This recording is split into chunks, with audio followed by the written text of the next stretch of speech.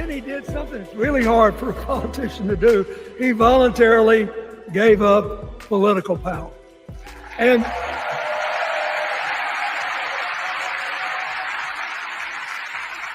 George Washington knew that, and he did it. And he set the standard for us serving 2 terms before it was mandatory. It helped his legacy, and it will enhance Joe Biden's legacy. And then he did something that's really hard for a politician to do. He voluntarily gave up political power. And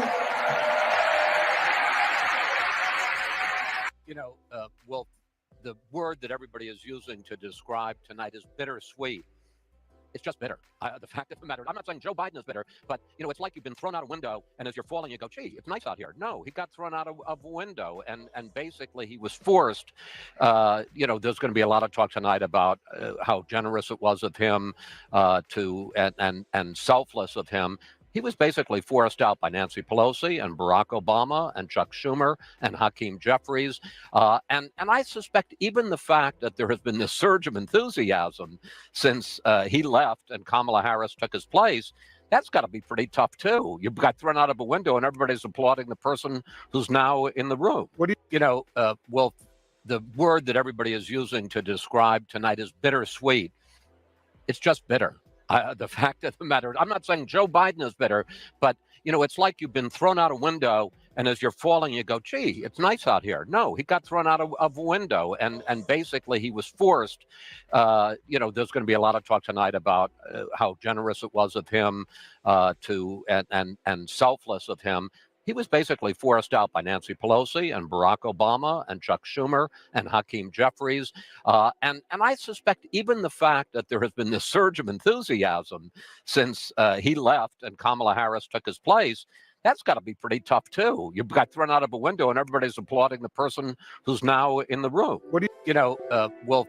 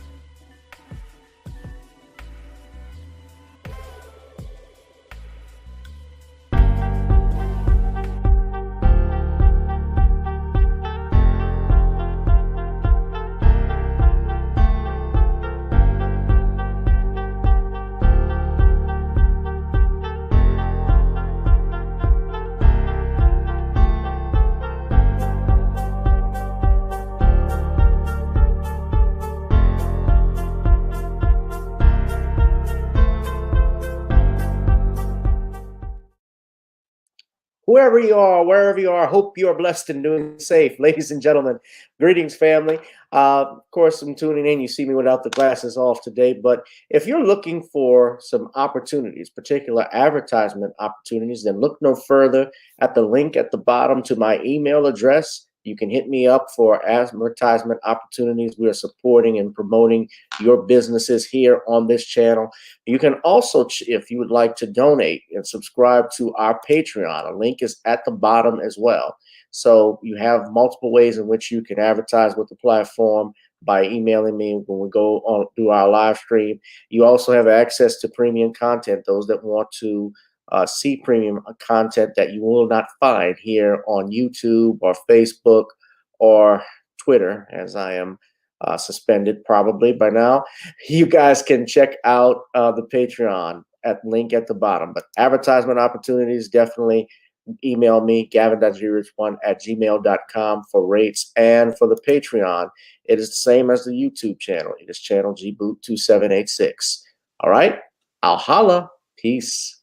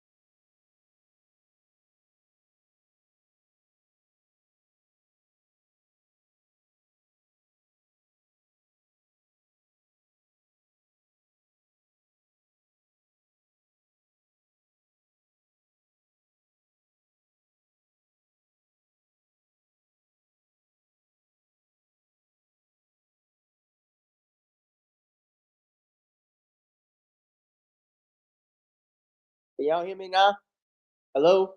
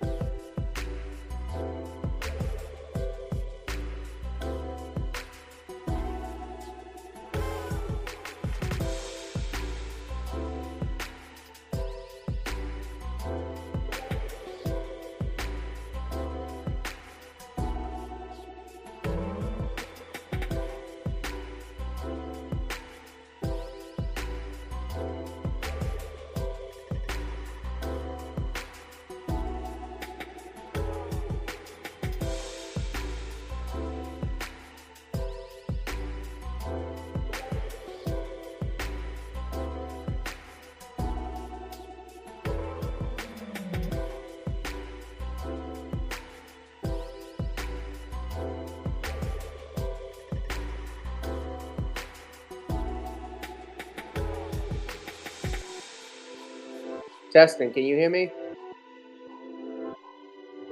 Give me a thumbs up if you can hear me. All right. They screwing with me. Now look, I'm gonna switch it to my big microphone. I want to see if it works now. Hold on.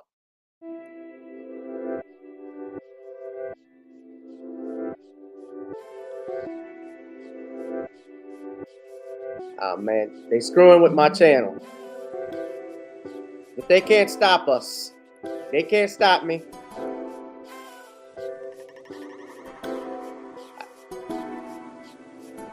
Hold on. Because I even have the music playing and I can't hear the music. I can't even hear the music I had playing. So they screwing with the channel. Really, StreamYard? Really, YouTube? This is how low you've gotten?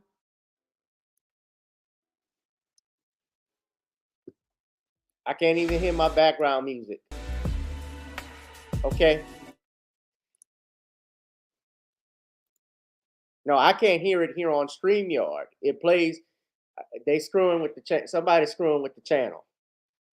And I guess I know what damn platform is doing it.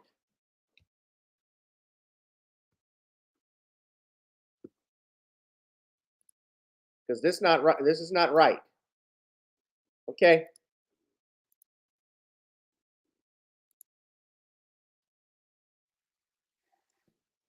All right. We're gonna get this thing started though, ladies and gentlemen. Bastards. We're gonna get this thing started. I'm not gonna let it faze me.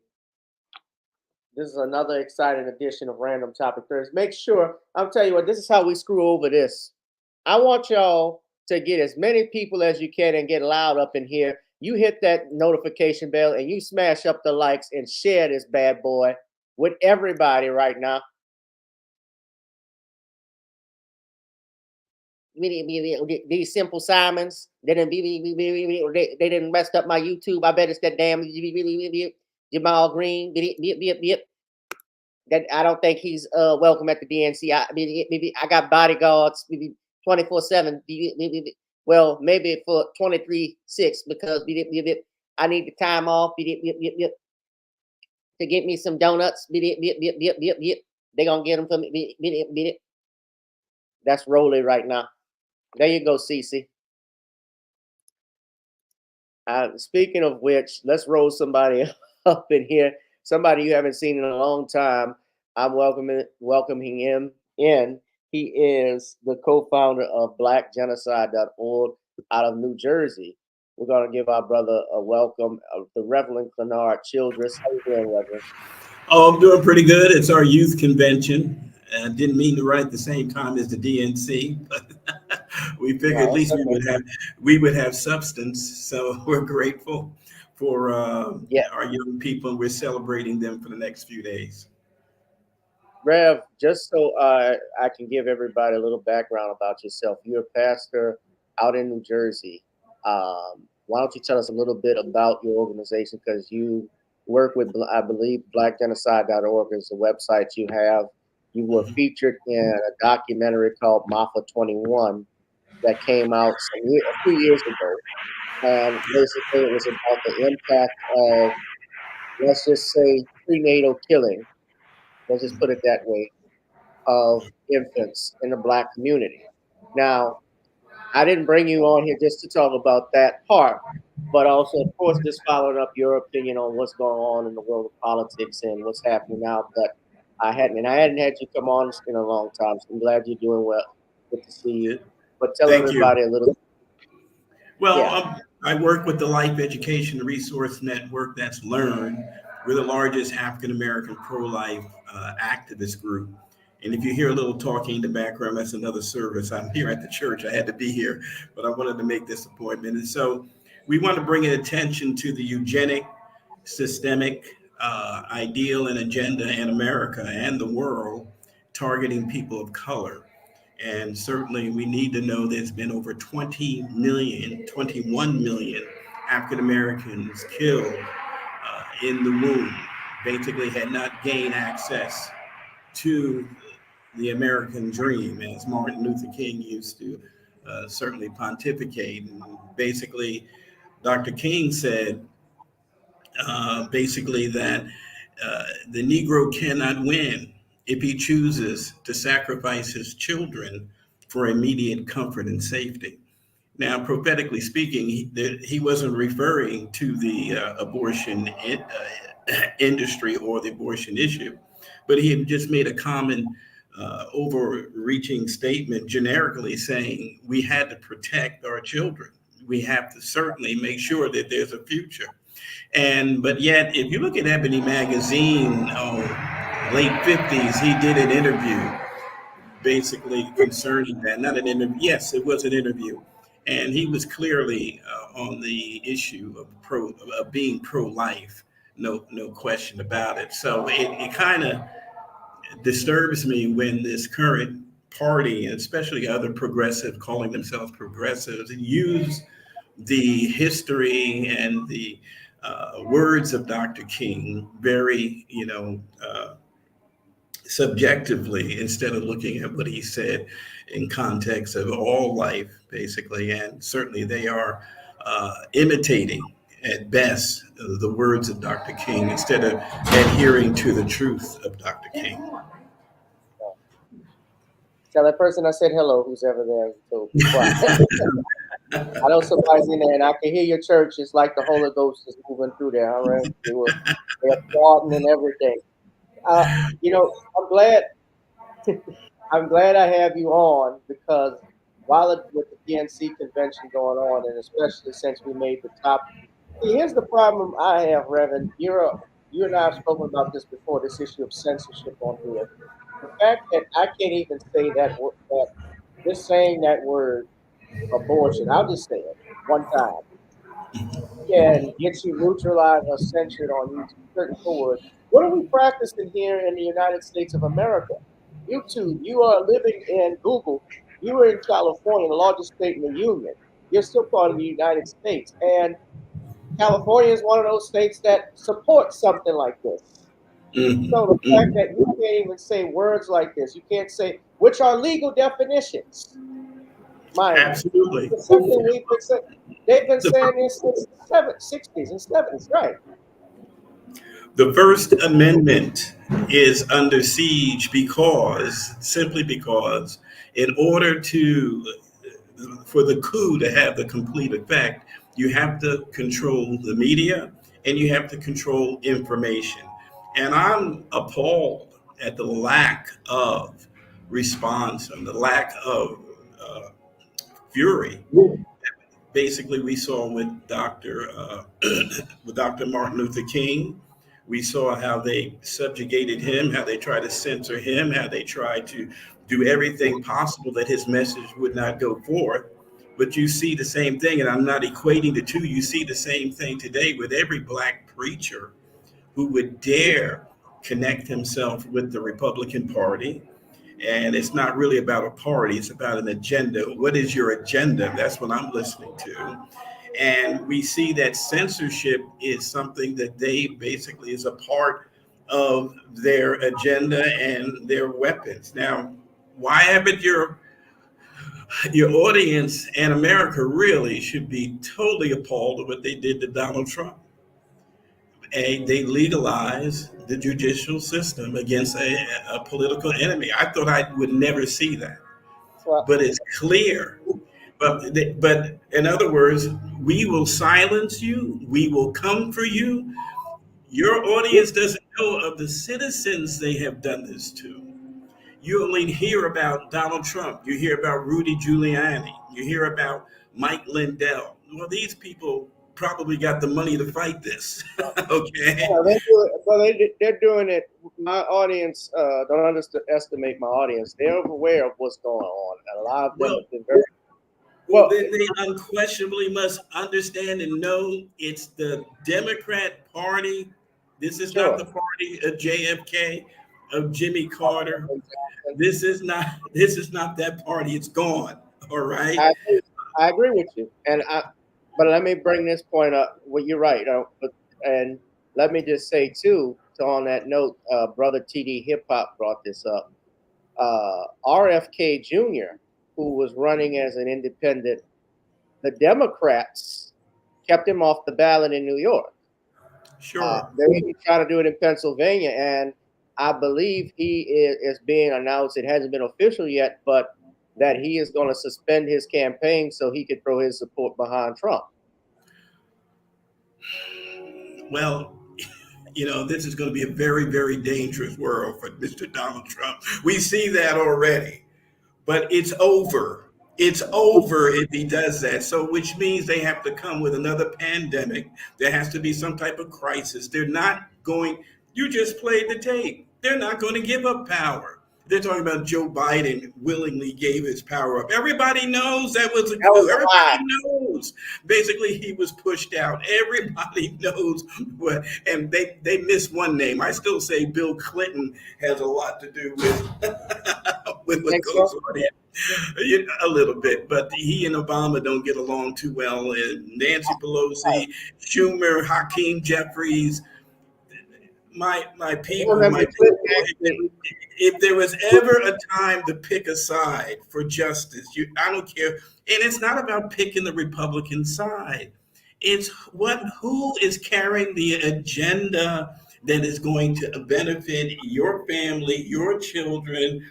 Who is doing the censoring? I'm so happy African Americans have figured out who the man is. Because if the man indeed starts putting you in jail, like they've done Trump, like they've done Mark Houck, a family man, 6, 7 kids, busted the door at 3 o'clock in the morning and drug him out because he stood in front of an abortion clinic and defended his son. This is outrageous.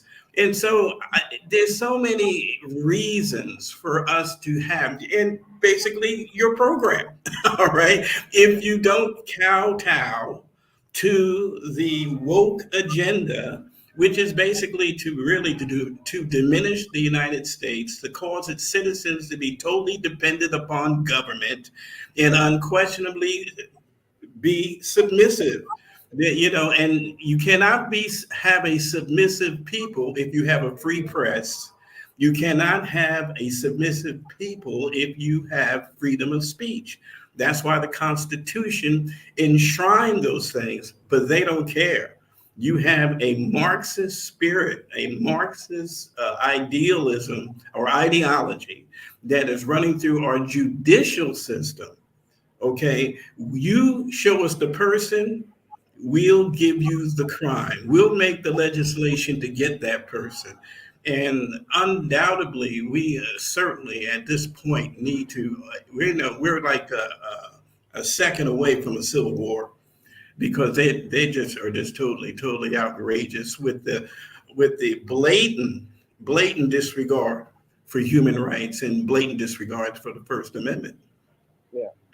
And let me say this, since I'm glad I have you on, what I'm also seeing too is how we are basically, especially as Black Americans, are, when it comes to voting, and I've always said this, we're taught to vote out of two things. It's either fear or out of making history. None of that is policy. Right, exactly. The most important thing. There's nothing wrong with history, making history. Yes, we like to see, I'm sure as you, Reverend, you like to see Black Americans in successful positions of power, to see them go forward. Yes, but you also want to make sure they're the most competent. Yeah, absolutely. And I want to point something out. I'm going to point something out. I just want to show this since I brought up that point, because I'm going to get to my next point in a minute. Harris, it was announced that Vice President Harris was promising swing state voters she'll be tough on the border. This is according to the New York Post, but criticized Obama in 2019 for deporting illegal immigrants. Not just that. You know where I'm about to go with this.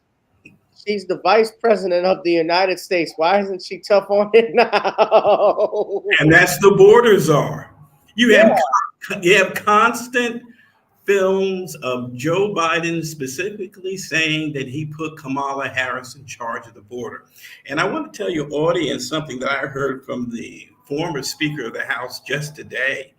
He said in the month of February, 53 known terrorists were captured and released, and they don't know where they are. There hadn't been 53 during the whole 4 years of Donald Trump, but in 1 month of February, 53 terrorists came across. They're here, and they have designs against this country. We should not be foolish. We certainly should recognize that it's our greatest threat is the border. And I say to your, especially the African American audience, and anyone who does not really agree with the current agenda of the party, of the Democrat Party, you're being replaced. Okay. No, of course. That's what the purpose of it is. Biden has already said that. He said that in 2020 when he was speaking to those. Thank you. You need to say it every other week till they get it. You are being replaced. And they figure the ones that are coming in now will be more subjugated to their laws and to their legislation and to their ideals. They will not have the spirit of the patriot. Okay, they will not have the zeal that they should have for the sake of the country. And matter of fact, many of them are saying this is what we ran away from. Okay, I'm not talking about the terrorists that are over here, but I'm talking about now. Don't get me wrong. There are people who come over here genuinely wanting a better life, and I can't fault them. I would take the shot myself as for my family, but they're saying basically that what they are seeing here has begun in other places where there have been despots and governments that have taken over, subjugated the people. We're endorsing China. The vice president, they want you to be vice president. What's his name? Lutz or Waltz?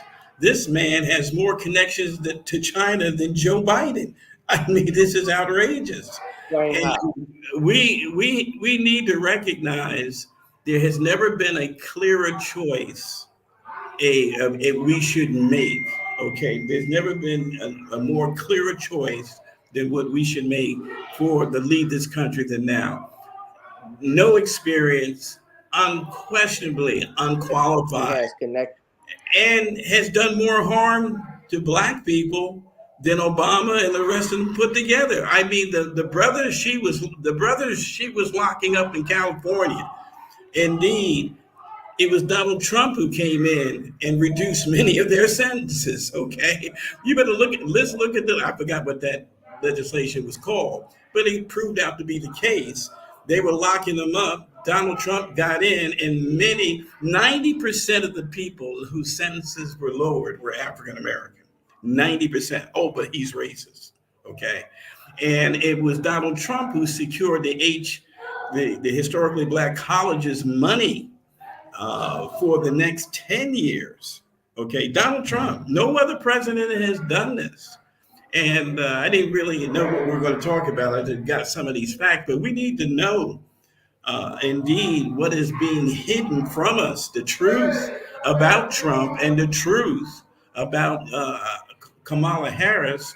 And it has nothing to do about the first black woman president. It has to do about leading this country in perilous times. All right. Well, let me say this.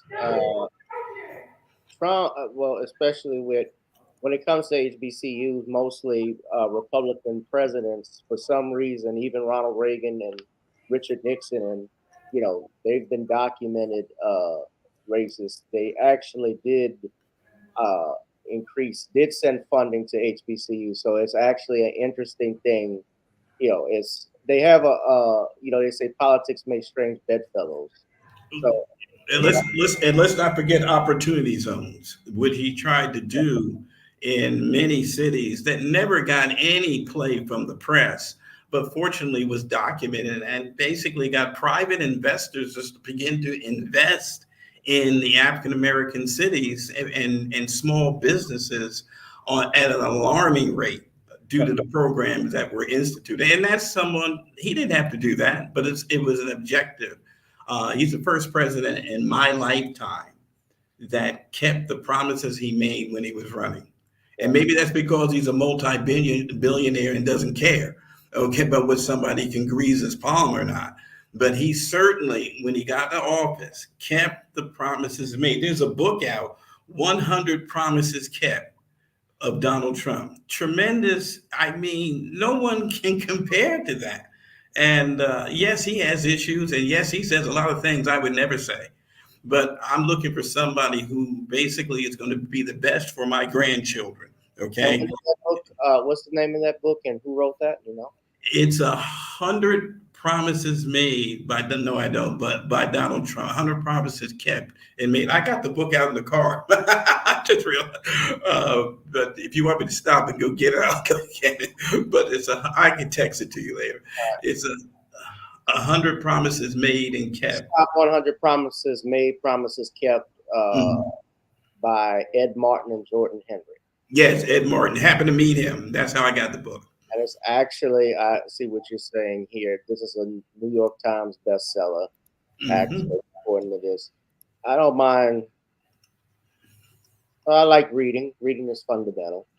Well, they will lie about, you heard Joe Biden's speech. I mean, lie after lie. Even Newsweek had to point out it was lie after lie after lie. I mean, come on, this is your legacy. And here in the Democrat convention, you supposedly have given up power for the sake of the country, and you get up and you spew lie after lie after lie. And when Newsweek has to call you out on it, that means that they're blatant lies, clear lies that anyone would be able to fact check and see that you're spewing this venom across the nation and calling yourself a leader, and to point to an agenda that is basically decimating the country that has left us in shambles. I didn't think he could do this bad in 4 years. Well, they actually have a convention going on right now. They got several representatives, but I do want to point, and I'm going to get to that in a minute. But I do have to point out a couple of things and push back a little bit. I haven't seen a plan or agenda. I've seen Trump's website. I've gone and seen his platform. I am looking for stuff specifically for Black Americans. I'm looking from that even from the Democratic Party. I will say this, compared to Kamala Harris and Tim Walz's website, they have not, and I got to be fair, they have not put up any agenda, any platform, and not just Black agenda, just agenda period. It's a fundraising thing. When I went to the website and I showed everybody, I checked it out, and I saw they didn't have anything on there. No policy. No policy. They can't. How are you going to run? Kamala, what are you running on? What are you running on? Why won't you do a press conference? Trump's doing hour-long press conference with a adversarial press. Okay, you got to press. I think that's a mistake on their part. No doubt, you have a press who's going to feed you a lot of very softball questions, and they'll probably will be. But the fact of the matter is that you won't even do them. And when you did, she did one for 2 minutes and ran out of there. I mean, you want to lead the strongest nation in the world? You want us to look to you for leadership and be able to know that you can stand up on your feet and articulate your position and speak your vision to the nation to get us out of the doldrums we find ourselves in. Of course, with what you have stood for in the past, you would have to do a 180 in order for me to ever even consider her agenda, the energy agenda. The border speaks for itself. They don't believe that there's a problem at the border. I don't understand it. I really don't understand how they have endangered this nation,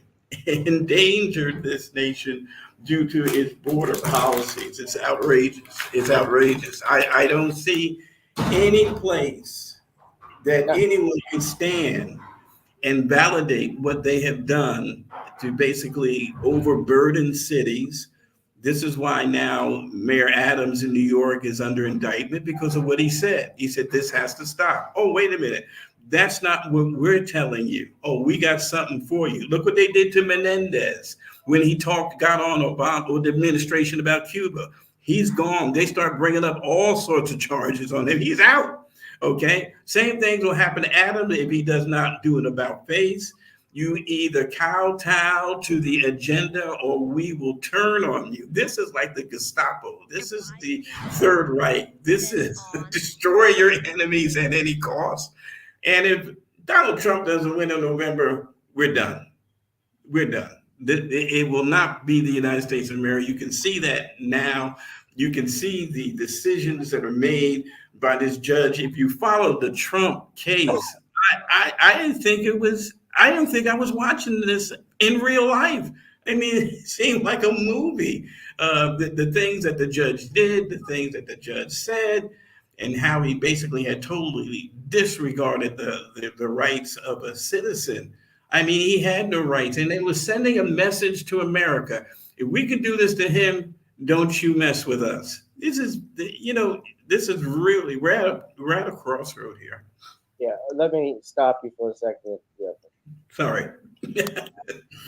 I'm looking on X.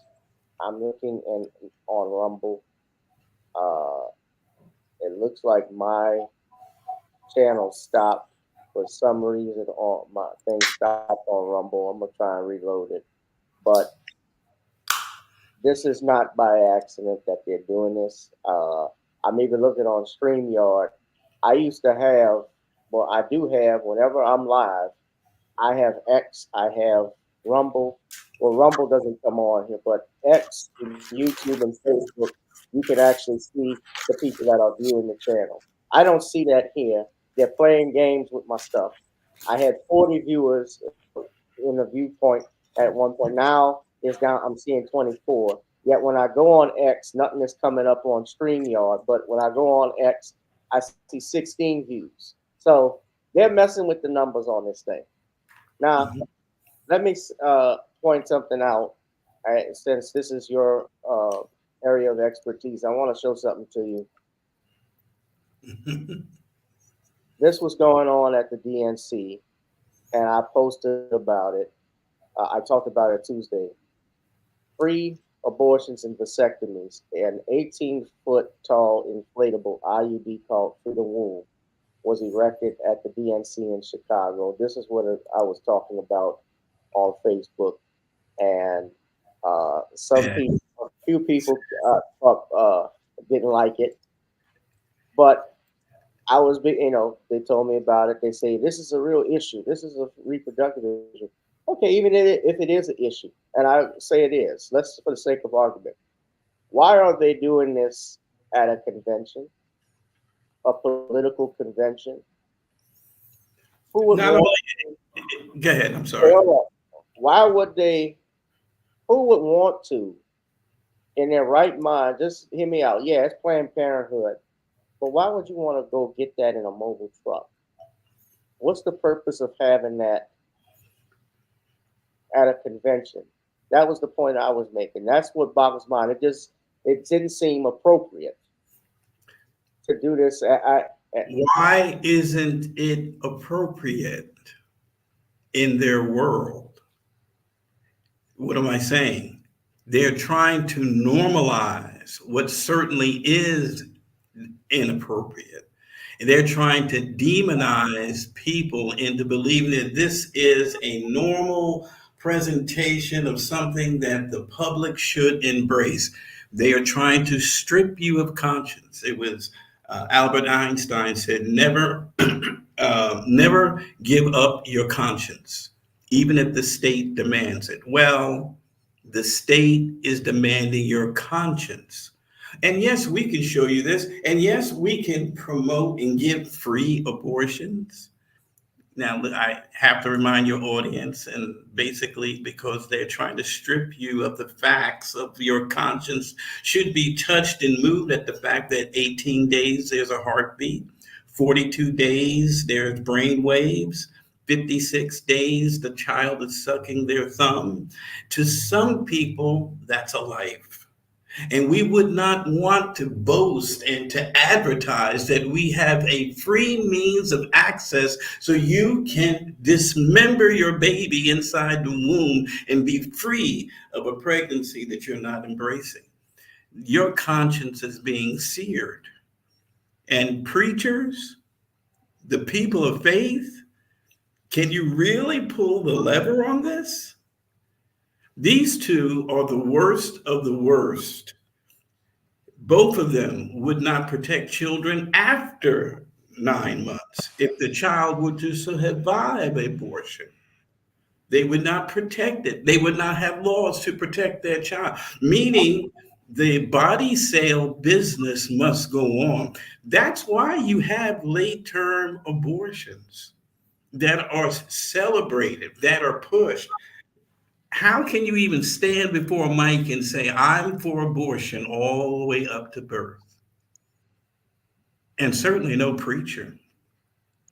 How can, in the world, can you say you have conscience? And so what we'll do, we'll promote it. We'll put it on vans. We'll get in mobile cars, basically, or what do you call those things? Trailers, mobile trailers, and we'll invite you in. And we'll put it at the Democratic National Convention. And we are those people. And they're trying to scare Americans. First of all, understand Donald Trump, his position is life, but all he did was put it back to the states.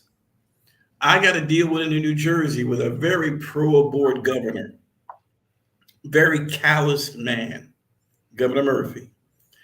But somebody like in North Dakota, South Dakota, Texas, Tennessee, some of these other areas, it's no. Alabama and Texas, my goodness, no. The Supreme Court said no to abortion. Okay, that's the way our Constitution was set up. It's not a theocracy, it's a democracy. So in other words, it's in the position of the states to decide.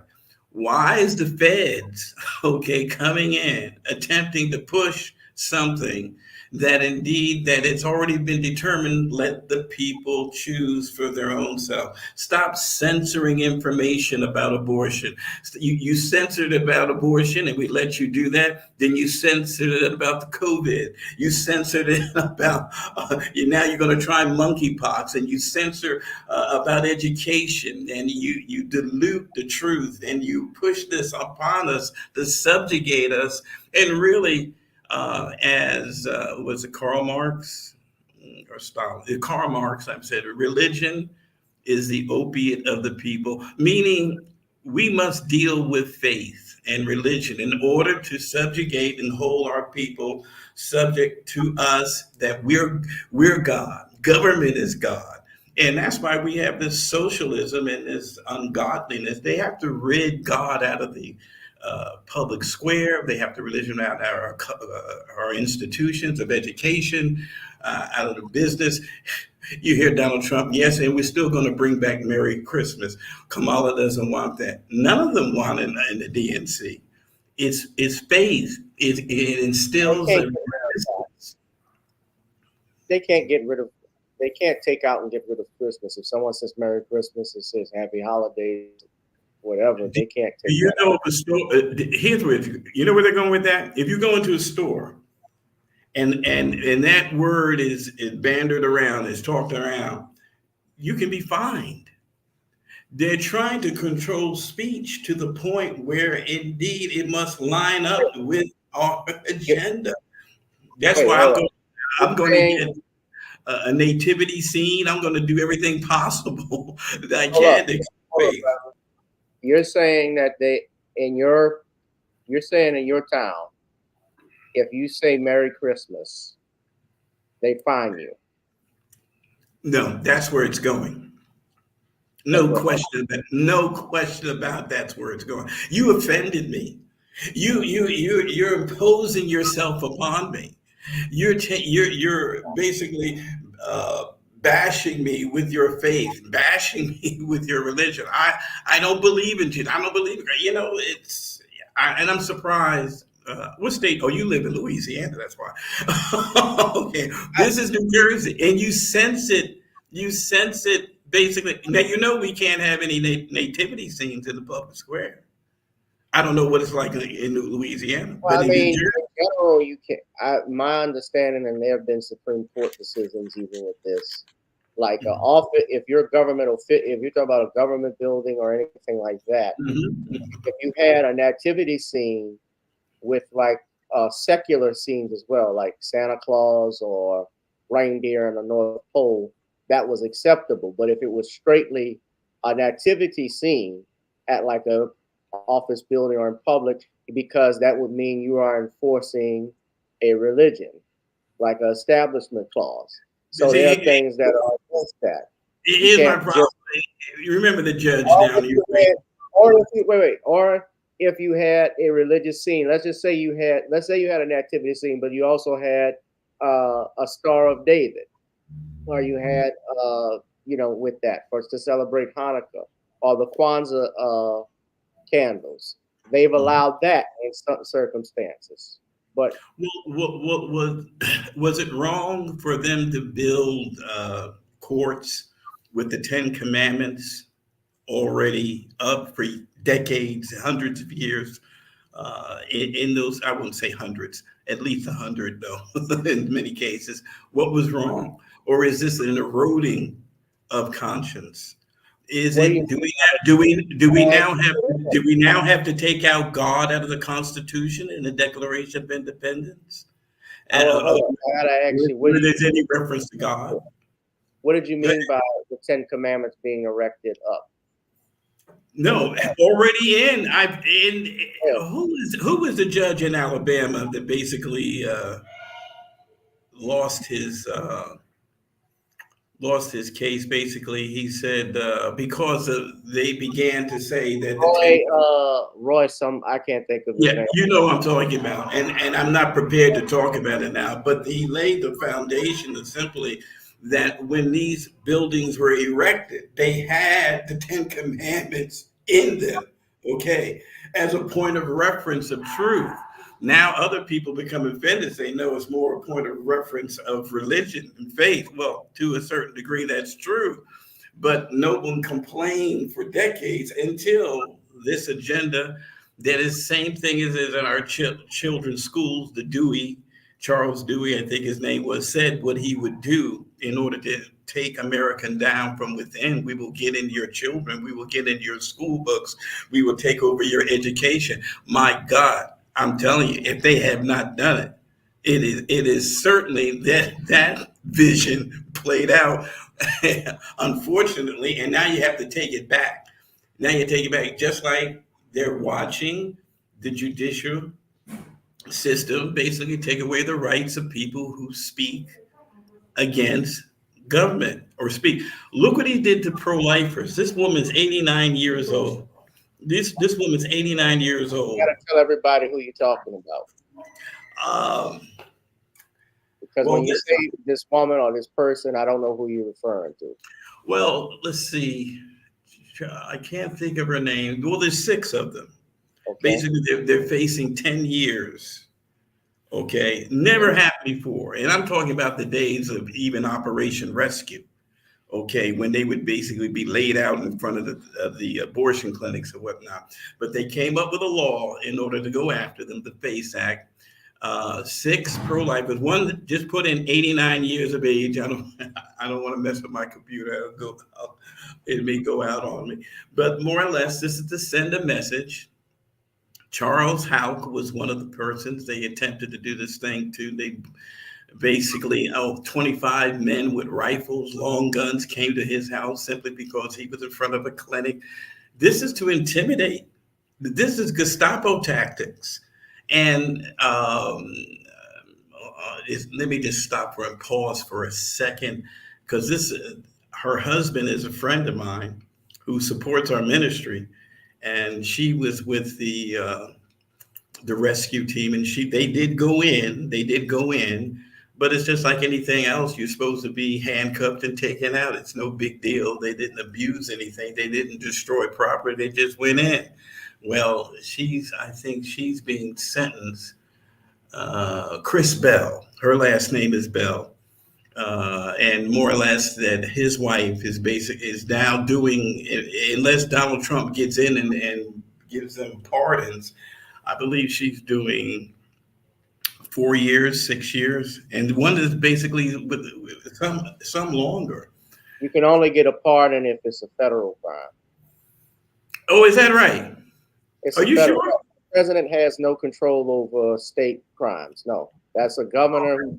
I did not know that. It's like Mike Tyson was asking when Trump was in office to pardon him for his crime from the 90s that he was convicted on. Trump had no control over that because that was the state of New York that had sentenced Mike Tyson on that. Now the president can pardon federal crimes, right? Okay. Has no control over the state. We're more impacted. What isn't federal? But go ahead. We're more impacted by the state and local elections, even more so than our federals. Did you know that there were January 6 people still in jail? I'm aware of that. Yeah.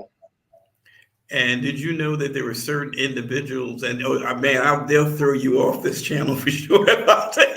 I don't want this.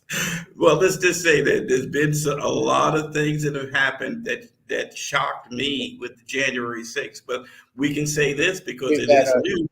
The Supreme Court has demanded that their sentences be lowered. Mm-hmm.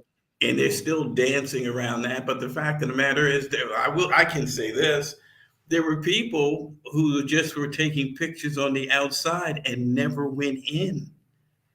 And because they were taking multiple pictures, they came for them months later and locked them up. Where am I living? Did you know the man was a lieutenant in the Navy, retired lieutenant in the Navy? It is unreal. It is unreal. And if you ever really want to have some interesting discussions that certainly would blow up, I don't know if you want to do it or not. No, not right. Not right. I sat with them. I'm not gonna even mention it. It was just unbelievable. I'm giving, I'm gonna do my own YouTube or let them take it down. But it is unreal, unreal. We are in a battle for the country and really a battle for the laws. And I want to remind everyone, Dr. Martin Luther King. First, he said he loved the country, but he basically also said that he loved the concept of America. Basically, that we would hold these truths to be self-evident. Okay, he said America had become a schizophrenic nation. So you don't throw out the Constitution and Declaration, you make it right. I want America, Martin said, to live out its creed. I don't want you to change the creed. I don't want you to take away the American dream. I mean, he's preached some powerful sermons on the American dream, the concept, but he also said America wasn't living up to it. So I said all that to say that he loved the concept, the country of America, and was trying to make America live out its values that it espoused in the Declaration of Independence and the Constitution. He also pointed out that America, the Constitution, enshrined these, or basically to their posterity, to their children, future children, meaning every child to be born had the constitutional right to live. That we hold these truths to be self-evident. Well, of course, the greatest slap in the face into that was slavery. Okay. Then the second greatest slap in the face to that is abortion. Because you certainly do not recognize the personhood of life and the personhood of a person's human being, and you dictate and determine whether they live and die and what they have access to. So that's communism. That's Marxism. Yeah. Government becomes God. Let's show everyone. First off, I need y'all to smash up the likes. I need everybody to smash up the likes. I was trying to see if my other colleague was going to come in. It looks like he is not. He's busy with another show. Some of you may be wondering too where Sean is. Sean is taking a much needed break.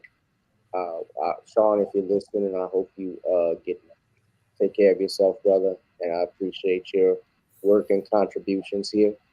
But let's go ahead. I want to show everybody a clip. We're going to play a little bit of what's going on at the DNC, because that's tonight is the final night. Right now, the former Secretary of Defense, Leon Panetta, is speaking. So let's see what he has to say. And their sacrifices. Every president, but one. So we face someone who stands with our military and stands up for democracy, or someone who will disrespect our heroes and undermine our democracy. My fellow Americans, there is only one choice. One choice. And let me tell you something. When she takes her oath of office, as she will this January,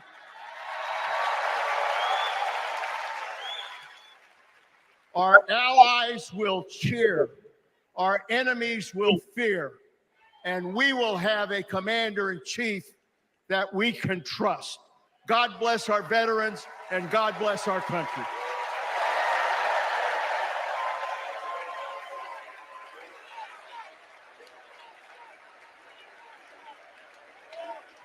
Please welcome Arizona Representative Ruben Gallego.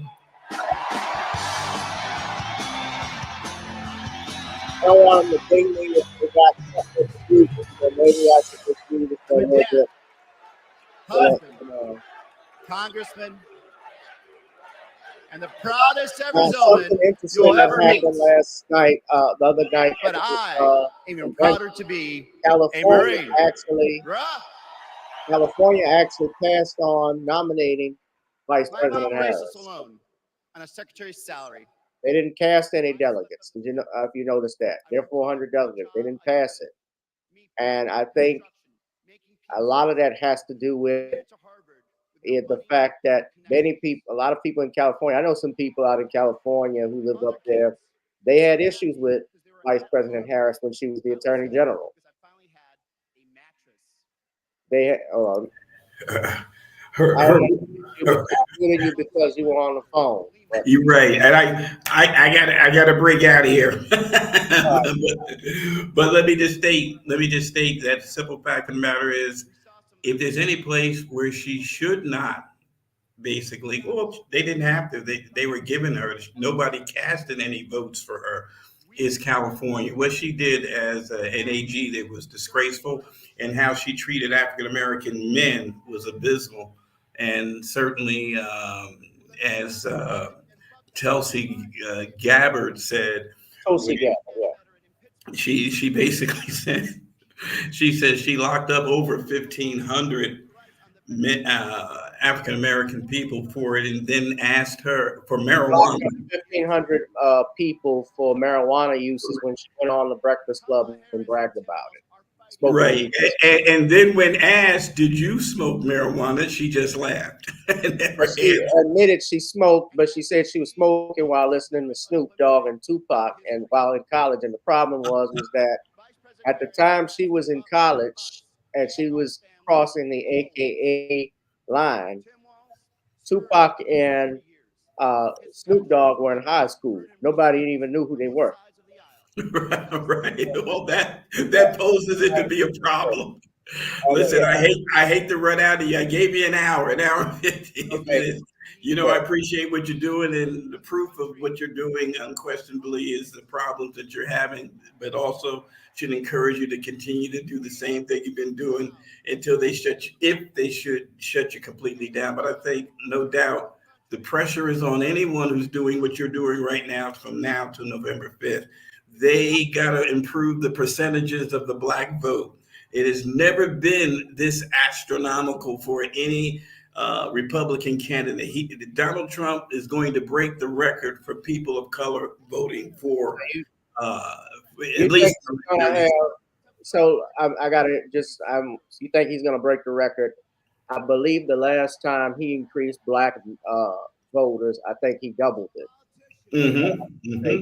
So, I don't know the percentage off the top, but let me just ask you, Black men, I think the last time, only 85% of Black men voted for Biden. I think the other 14% went for Trump. You think that number is going to go up? Rasmussen right now, which is the most dependable pollster, is at 40%. Black men, I think it's 35% overall people of color, but it's 45% African American men, which is astounding. It's 35% right now.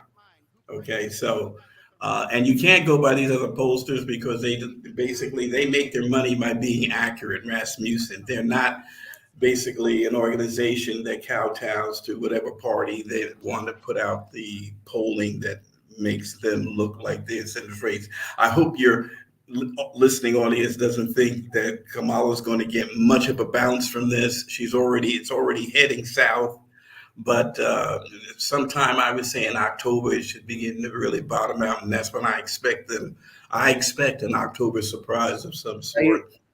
So it comes. What you're saying is right now it's like a high for everybody since she's taken over Biden's thing, but you think it's going to go south? It's starting to go south now. It's starting to go south now, and right now I think this morning or yesterday morning it's 49-46%. But the key thing was the swing states. The swing states is the larger margins. Okay, so they've lost now, as you had pointed out. And I said somebody this early this week because I got wind of that. If JFK endorses Trump, it's over. It's done. It's over. And they have to go to Plan C because they tried to take him out. That didn't go. Maybe try that again. But with the endorsement of JFK, a Democrat, really, even though some view him as an independent, it would be that would be outstanding, and the race is over. Okay, to your audience, thank you for having me. God bless. Hopefully, we'll talk soon. Reverend Clenard Childress, everyone, and you can go to blackgenocide.org. Blackgenocide.org. Let me remove Reverend Childress to see that. So those are the phone numbers. Try to see if I can get any other guests that come in that want to talk. Right now, let's see if we can go here. Yeah, they said breaking news. Yes, Beyonce is in Chicago, from what I heard, and that was the major guest. That's what they were talking about for the last expecting someone was flying in. They thought it was going to be Taylor Swift. I don't think Beyonce has come up yet, but more than likely it's going to be her. Like women across America, just GSD. That's Lexi Whitmer. Get stuff I missed done. it. At 29, I joined the sandwich generation. Sandwiched between working and raising my newborn I'll and be caring back for in my a mom, second, guys. who was dying from brain cancer. It was hard, but not extraordinary. It's life. Those nights reminded me who I was fighting for. People just trying to make it. Kamala Harris knows who she's fighting for, too. She took care of her mom, who also battled cancer. As president, she'll fight to lower the cost of health care and elder care for every family. She's lived a life like ours. She knows us. Donald Trump doesn't know you at all. You think he understands that when your car breaks down, you can't get to work? No. His first word was probably chauffeur. You think he's ever had to take items out of the cart before checking out? Hell, you think he's ever been to a grocery store? That's what the chauffeur is for. But Kamala Harris, she gets us. She sees us. She is us.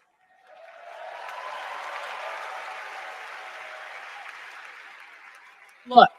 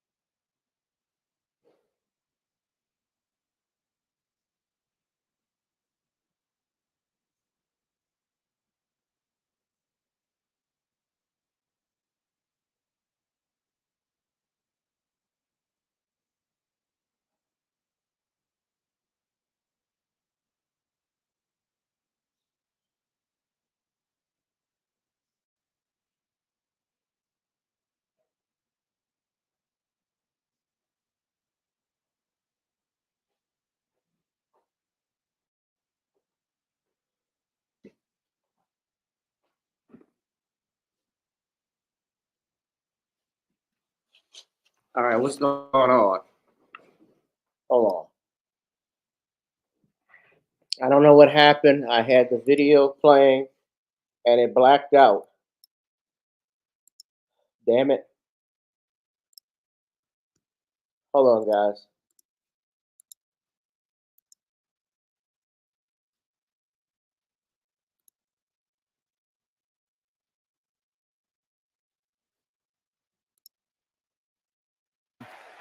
largely considered a rising Please star welcome herself. actress, director, and philanthropist Eva Longoria. Actress Eva Longoria taking the stage, active in politics. Let's listen to what she sets up here. She got called out because she said the sisters, when they said it was black women who got Biden.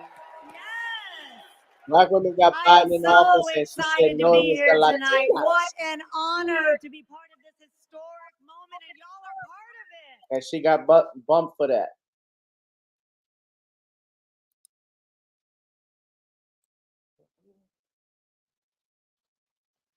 Oh. I'm gonna let her pray. Both raised knowing that no one was going to hand us anything, especially as women. That we were going to have to touch every rung of the ladder to get ahead. We were going to have to work really hard. Now, she worked at McDonald's, but I worked at Wendy's. And look at us now. You see, Kamala and I were able to see beyond the horizon because our families supported our big dreams. Well, guess what? As Americans, we're all part of one big family. Somos familia. And as familia, we have to have each other's back. We have to support each other's dreams because Kamala's success is our success. And she supports us to dream big too. So let me tell you, in the Latino community, in our community, we have a saying, "Sí se puede," which means yes. It means yes, we can. But tonight, I'm here to tell you, yes, she can. So we're going to say, "Sí se puede." So when someone asks you, is she ready to lead this country forward? We're going to say, "Sí se puede." When somebody says, is she qualified for the job? We're going to say, "Sí se puede." When somebody asks, is she going to be the first female president of the United States? We're going to say, "Sí se puede." Our voices, our vote, we're going to decide this election. And let me tell you, the energy tonight isn't just here in Chicago, it's all across the country. People are gathered at watch parties everywhere to celebrate Kamala Harris. Say hello. Yes. All right. We know how to work, so let's get to work. Let's turn all of this enthusiasm and joy into action between now and November 5th. Let's go. She said puede. She Actress said Eva puede. Longoria on the stage there, the watch parties across the country up on the big screen behind her. I want to go down to our political director, Rick Klein, Washington Bureau Chief, because Rick, you're next to the stage, and this for the first time, and of course, we're always looking for tea leaves here, but for the first time. Yeah, this is fascinating, David. All week long, some reporters here just off stage will be able to get a peek backstage. We're able to see the Obamas. We were able to see the Bidens. We were able to see Oprah. We even saw Tim Walz get a little spritz of hairspray right before he went on stage. Right now, though, suddenly for the first time in 4 days, there is a big curtain up blocking our view. We don't know what's behind that curtain, but there's been buzz all week about a special guest who may be here tonight. Of course, the Democrats would love that if there's a little speculation that there might be a special guest.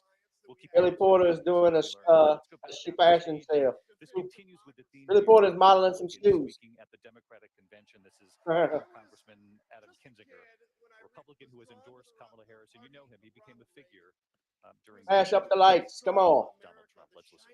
City on a hill. I was a Republican for 12 years in Congress, and I still hold on to the label. I never thought I'd be here, but listen, you never thought you'd see me here, did you? But I've learned something about the Democratic Party, and I want to let my fellow Republicans in on the secret. The Democrats are as patriotic as us.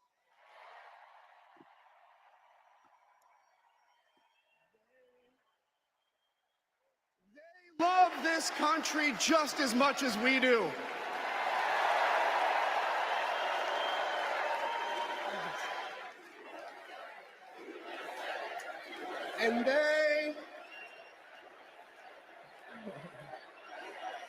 And they are as eager to defend American values at home and abroad as we conservatives have ever been.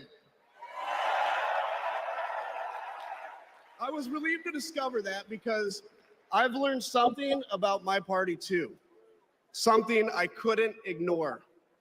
The Republican Party is no longer conservative.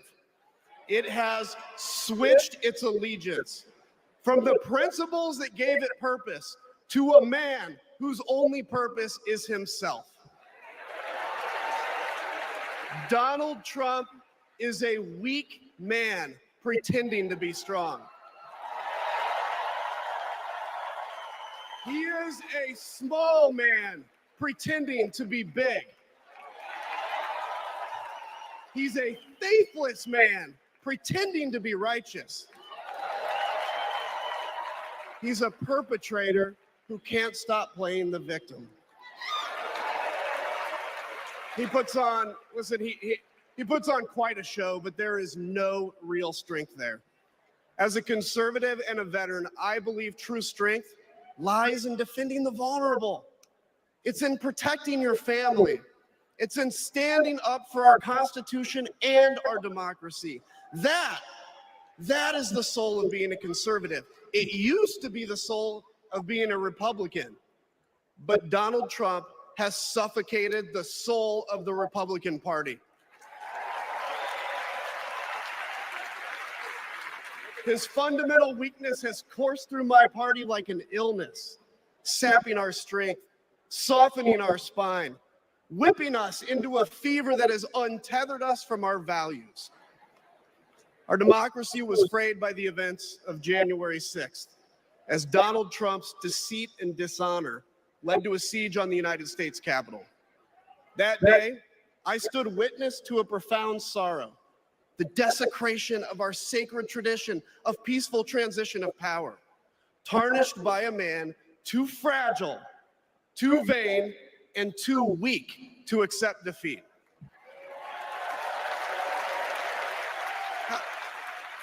How can a party claim to be patriotic if it idolizes a man who tried to overthrow a free and fair election? How can a party claim to stand for liberty if it sees a fight for freedom in Ukraine, an attack pitting tyranny against democracy, a challenge to everything our nation claims? Guys, I want to share with y'all, this is actually from my next show coming out this Saturday. So it's a birthday weekend. So here is the link. This is on the website. I put it on the YouTube channel. I also put pasted in the comments. This is the link to go and get tickets if you're here.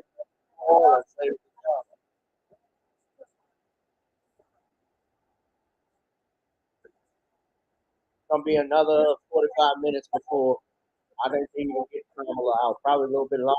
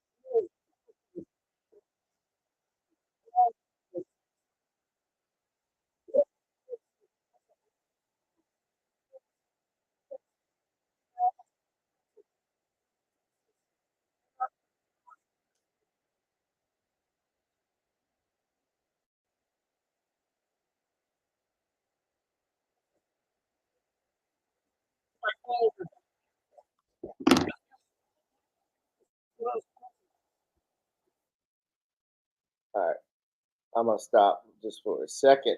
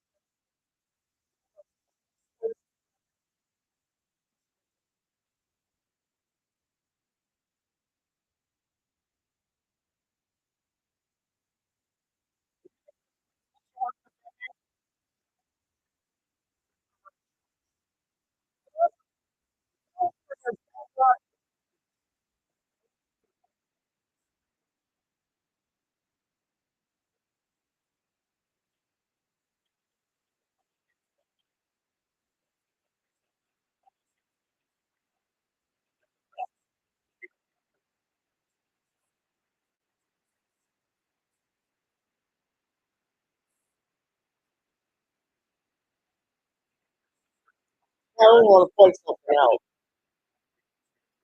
I'm getting back to the video. I want to see something. Y'all know that Kamala.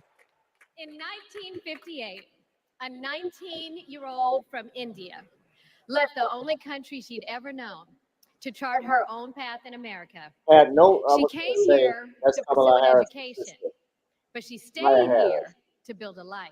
Y'all do know that. Was Dr. Kamala Gopalan Harris. Y'all do know that she has not won any primaries. She just got this job. She just got it by default.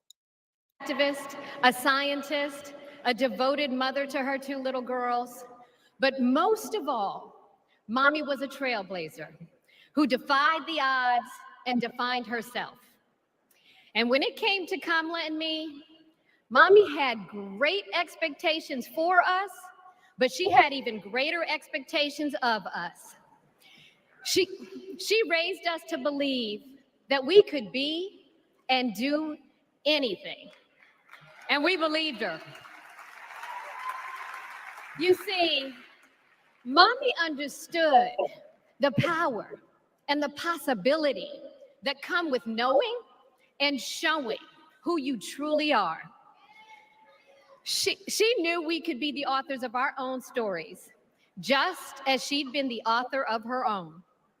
Mommy's journey and the opportunity that she wanted for Kamala and me, that's a distinctly American story. We may all have different histories, different struggles, or different perspectives, but what binds us together is the fervent desire to be free, to fulfill our God-given potential. Kamala's entire life has been about fighting for each of us to have that freedom. And like so many Americans, Kamala knows what it's like to be underestimated and be counted out. She knows what it's like to be the underdog and yet still beat the odds. And now she has created so much electricity, so much optimism, so much joy throughout the nation, and it is why we need her leadership in this historic moment.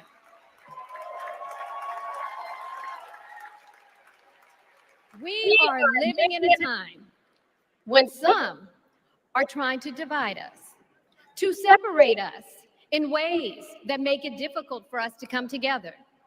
Well, look, my sister rejects that view. Where others push darkness, Kamala sees promise. Where others feel detachment, Kamala fosters connection. Where others want to drag us back to the past, my sister says, hold up now, we are not going back.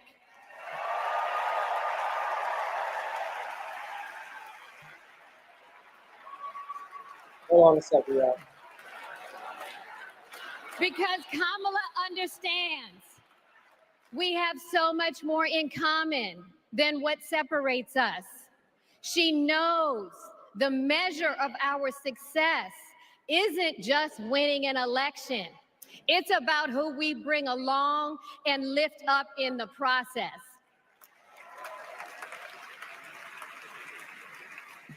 And so as I look out at all of you today and take in this incredible moment, I so wish that mommy could be here tonight. I can just see her smiling, saying how proud she is of Kamala.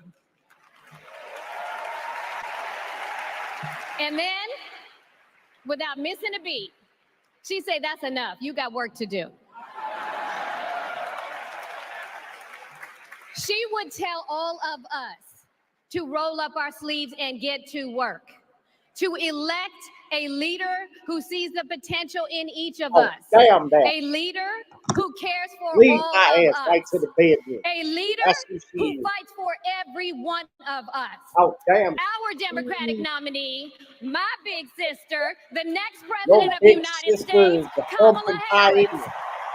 I don't give a Maya damn if Harris. she comes up with. She can Supporting her bring sister, back no surprise. They are Temptations and extremely OJs. close. Maya I Harris has wouldn't played vote a for her very ass. important role in her past political campaigns, Or any continues to other be an advisor little to Kamala slut. Harris today. Donna Brazil, I That's know you're a watching along. The vice president's motorcade arrived here about 30 minutes ago. She's in the Please building. welcome North Imagine Carolina how it Governor must feel to know she's Roy about to make Cooper. history. Well, What is look, this Maya dude? has Oh, been damn. just a tremendous support of her I thought that was big real sister. weak. They're a little different in many ways, but Who the in hell? more ways than ever, they love not Donna just Brazil. what I they're thought doing, what they've accomplished. They Hello, love this America. country. Maya and I I'm Roy worked together in Cooper, the Clinton campaign, the so I'm last sure guy that she standing had an between opportunity you to really and the figure out moment how we're to get all this waiting job your done with her ass out. sister. Donna, thank you, So- Governor So Roy I'm Cooper gonna of get North right to it. Carolina, No more. also considered a All possible week, running mate at one You've point. heard Let's stories listen. about my friend Kamala. I want to take you behind the scenes of one of them. 2011 was a rough time for American homeowners. Hundreds of thousands were losing their homes to illegal foreclosure. I was Attorney General in North Carolina, while Kamala had just become California. Kamala, not All the Kamala. AGs were close to a settlement with the big Give it up for banks, Dr. Tyson and it was a on pretty his good deal. spirited poem. Would have meant $4 billion for California families who'd been ripped off. But I know Trump that is sounds not. like a lot, That is but Kamala said, Kamala Harris. hang on a Says minute. to the Maya I've Harris, met these to the families. Maya Angelou, I know what they've the been through, Latifahs, and and they around deserve the world. more.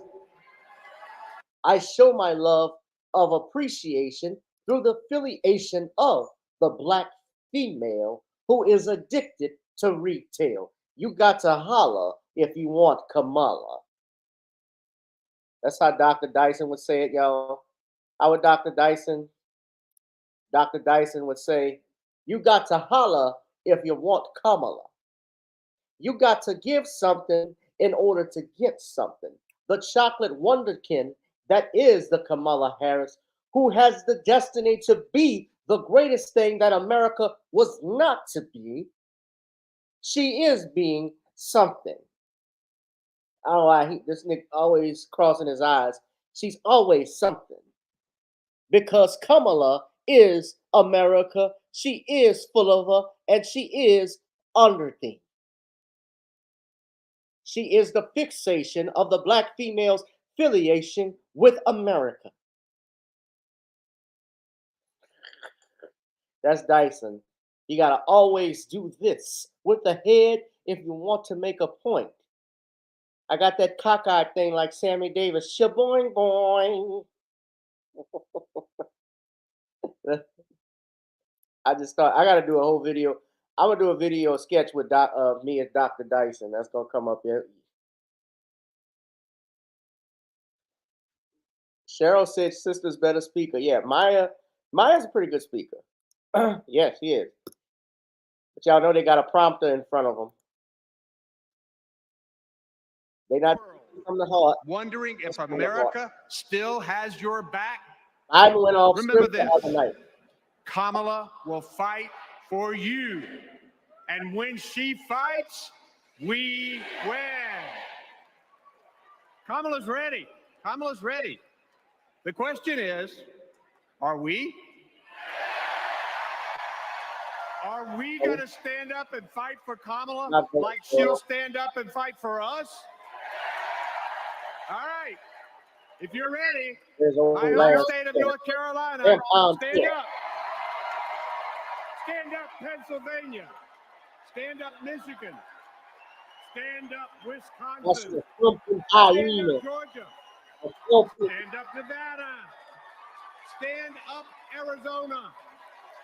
Stand up, America. Are we going to stand up?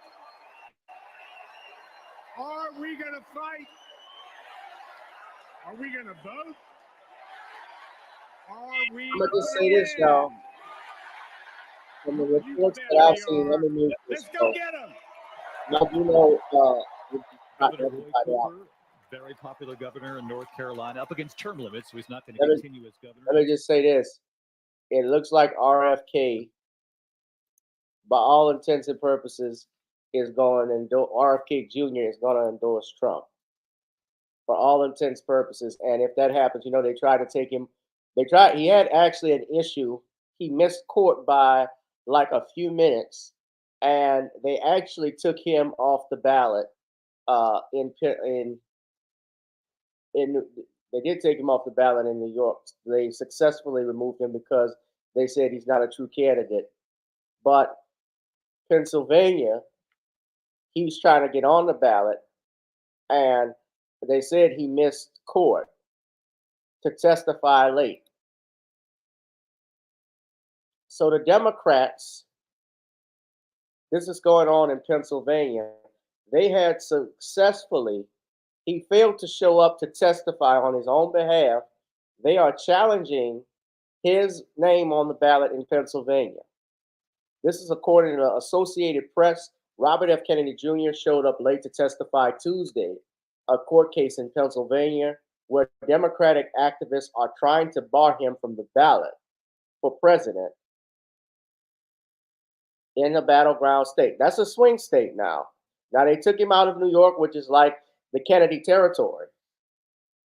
But now in Pennsylvania, which is a critical swing state, you know, it's Pennsylvania, Arizona, Georgia. I wouldn't say Georgia could be, but let's just say, well, let's put Georgia on. Arizona, Nevada, Michigan, I think Minnesota, those are the swing states. So he showed up an hour and 40 minutes late based off a canceled flight from Boston to Philadelphia the previous night. And he didn't testify after Commonwealth Court Judge Lori Dumas chose to proceed without him as a witness. According to Dumas, she said, "This is the first time that I'm hearing about this," Dumas said when told about Kennedy's absence. Shortly after Kennedy arrived, the judge adjourned the hearing and did not say when she would rule. Should Kennedy appear on Pennsylvania's ballot, he could siphon critical support from Republican nominee Donald Trump or Democratic nominee Kamala Harris in a state where a margin of tens of thousands of votes delivered victory to Joe Biden in 2020 and Trump in 2016. Pennsylvania's 19 electoral votes, tied with Illinois for fifth most, is of much importance to Harris. That Harris visited the state Sunday, and Trump visited both Saturday and Monday. Kennedy's lawyer criticized Dumas's decision to proceed without Kennedy testifying. Kennedy, meanwhile, accused the Democratic Party of trying to disenfranchise tens of millions of people who would vote for him by forcing him off the ballot. To me, it's a sad devolution of this party that the only way they can win elections is to keep opponents off the debating stage, off the ballots, and use, come on guys, I'm not going to keep buying your shit. I'm not giving you my email. And use what he called legal warfare, lawfare rather, to try to win elections rather than campaigning. That's what he said. Asked if he would continue running if he can't be on the ballot in every state, Kennedy replied, "I'll be on the ballot in every state." Kennedy's campaign has dismissed the legal challenge as frivolous. Kennedy's lawyer, Paul Rossi, argued that a state should have no interest in banning a candidate from a presidential ballot because of a dispute over a requirement to publish their residence on their petitions.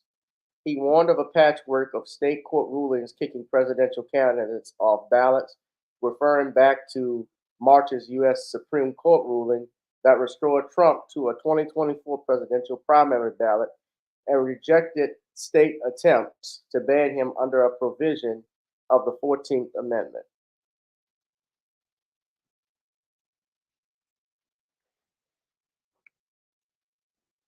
So you had Tim Ford, who was a challenger, who was a lawyer for the challenger, said Kennedy, by showing up late and filing petitions that violate state law, is showing he doesn't think the rules apply to him. He says it really shows a total disregard for our process here in Pennsylvania and a disrespect for the voters who have to make the decision of who they're going to vote for president.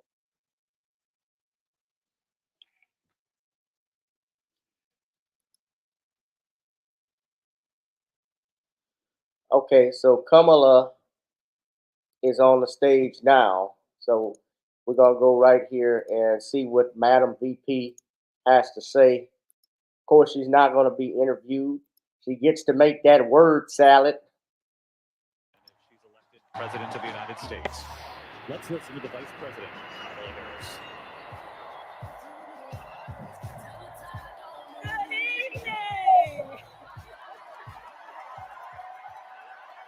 Good evening.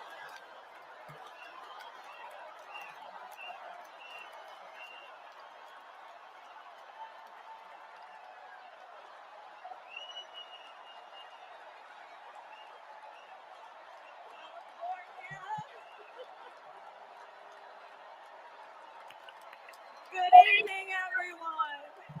Good evening. Good evening.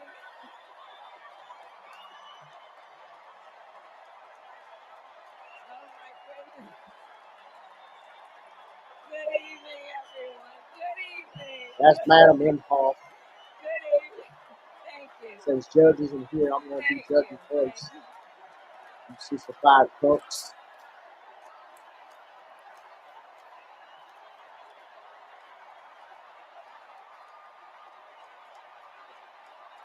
I don't think illegal immigrants get the right to vote in presidential elections. It doesn't. Good evening. Some Thank you. cities and municipalities they allow Thank it. you. Thank you. Thank you, everyone. Thank you. Thank you. Thank you. They're definitely trying to fix it. Thank you. They're trying to keep a candidate. No candidate can get in the White House. They're not allowed anymore. Thank you all. Okay, we got to get to some business. We got to get to some business. Okay. Okay. Thank you all. Okay. Thank you. Thank you. Thank you. Thank you. Thank you. Thank you. Thank you. Please. Thank you. Please. Thank you so very much. Thank you, everyone. Thank you, everyone. Thank you. Okay, let's get to business. Let's get to business. All right. So let me start by thanking my most incredible husband, Doug,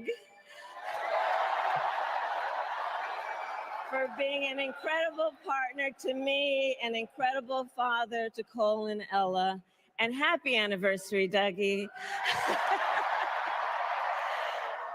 I love you so very much. To our President Joe Biden. When I think about the path that we have traveled together, Joe, I am filled with gratitude.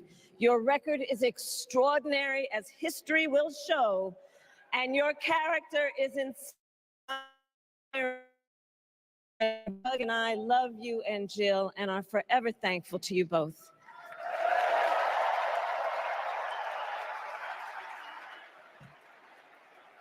And to Coach Tim Walz,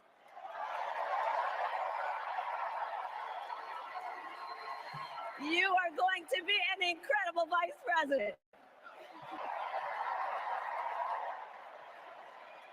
And to the delegates and everyone who has put your faith in our campaign, your support is humbling. So, America, the path that led me here in recent weeks was no doubt unexpected. But I'm no stranger to unlikely journeys. So, my mother, our mother, Kamala Harris, had one of her own. And I miss her every day, and especially right now. And I know she's looking down, smiling.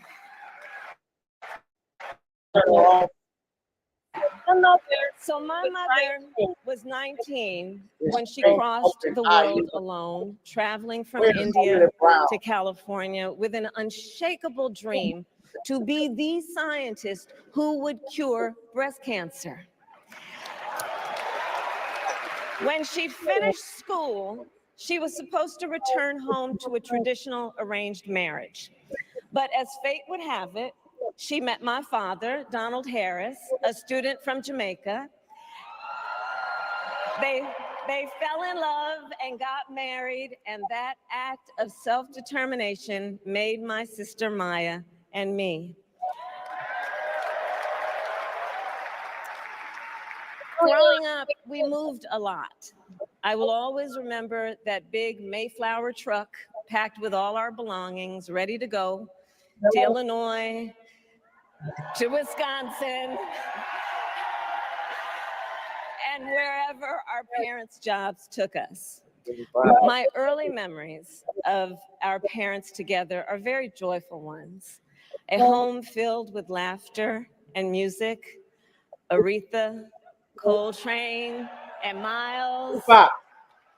At the park, my mother would say, "Stay close." But my father would say, as he smiled, "Run, Kamala, run. Don't be afraid. Don't let anything stop you."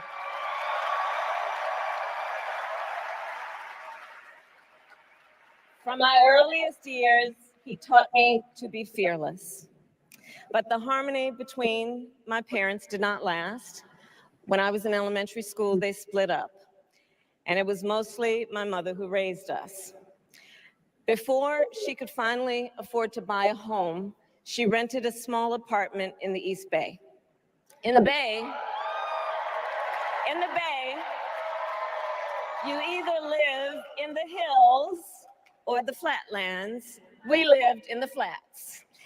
A beautiful working class neighborhood of firefighters, nurses, and construction workers, all who tended their lawns with pride. My mother, she worked long hours, and like many working parents, she leaned on a trusted circle to help raise us.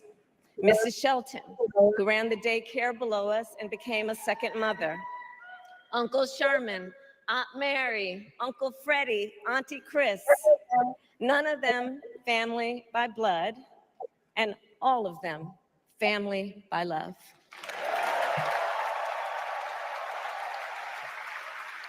Family who taught us how to make gumbo, how to play chess, and sometimes even let us win. Family who loved us, believed in us, and told us we could be anything and do anything. They instilled in us the values they personified: community, faith, and the importance of treating others as you would want to be treated, with kindness, respect, and compassion.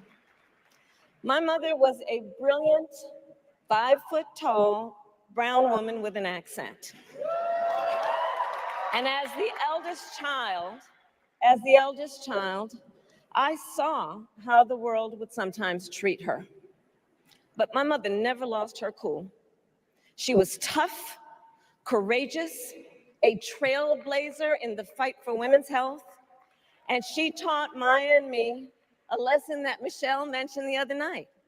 She taught us to never complain about injustice, but do something about it. Do something about it. That was my mother. And she taught us, and she also taught us, and never do anything half-assed. And that is a direct quote.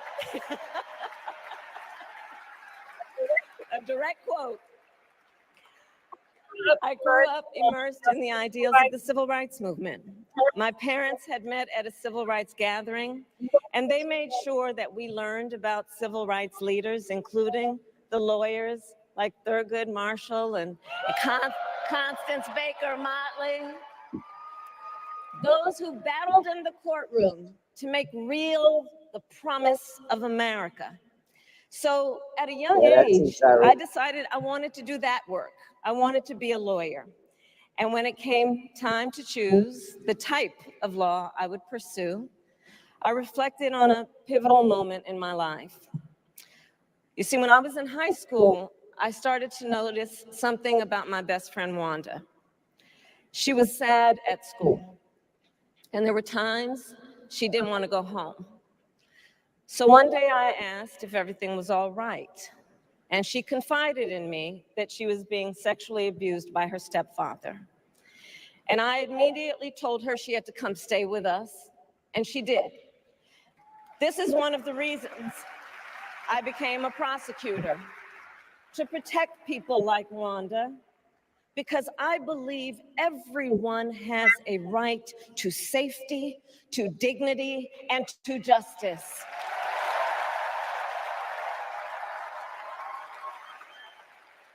As a prosecutor, when I had a case, I charged it not in the name of the victim, but in the name of the people. That's what For a simple reason. Law. In our system of justice, a harm against any one of us is a harm against all of us.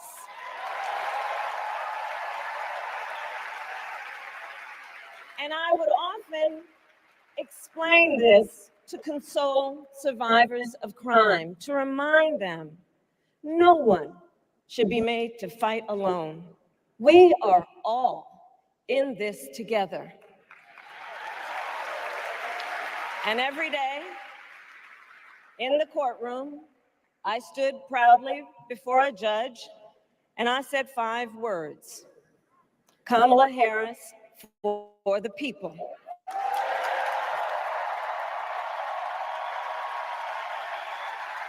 And to be clear, my entire career, I've only had one client, the people. And so, on behalf of the people, on behalf of every American, regardless of party, race, gender, or the language your grandmother speaks, on behalf of my mother and everyone who has ever set out on their own unlikely journey, on behalf of Americans like the people I grew up with, people who work hard, chase their dreams, and look out for one another, on behalf of everyone whose story could only be written in the greatest nation on earth, I accept your nomination to be President of the United States of America.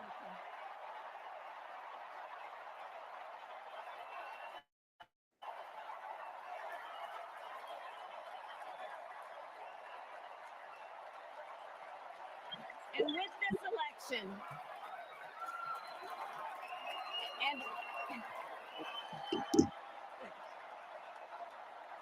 this election, our nation with this election has a precious, fleeting opportunity to move past the bitterness, cynicism, and divisive battles of the past, a chance to chart a new way forward. Not as members of any one party or faction, but as Americans. And let me say, I know there are people of various political views watching tonight, and I want you to know, I promise to be a president for all Americans. You can always trust me to put country above party and self, to hold sacred America's fundamental principles, from the rule of law to free and fair elections to the peaceful transfer of power.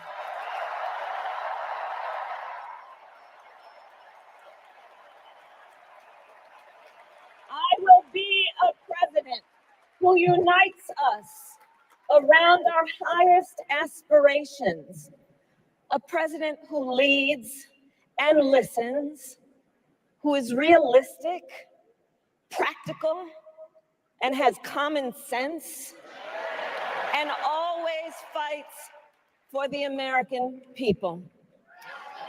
From the courthouse to the White House, that has been my life's work. As a young courtroom prosecutor in Oakland, California, I stood up for women and children against predators who abuse them. As Attorney General of California, I took on the big banks, delivered $20 billion for middle-class families who faced foreclosure, and helped pass a homeowner bill of rights, one of the first of its kind in the nation.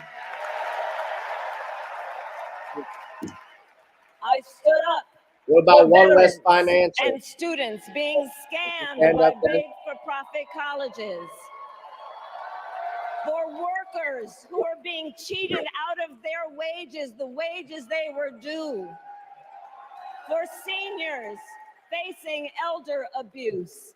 I fought against the cartels who traffic in guns and drugs and human beings, who threaten the security of our border and the safety of our communities. And I will tell you, these fights were not easy, and neither were the elections that put me in those offices. We were underestimated at practically every turn, but we never gave up, because the future is always worth fighting for. And that's the fight we are in right now, a fight for America's future.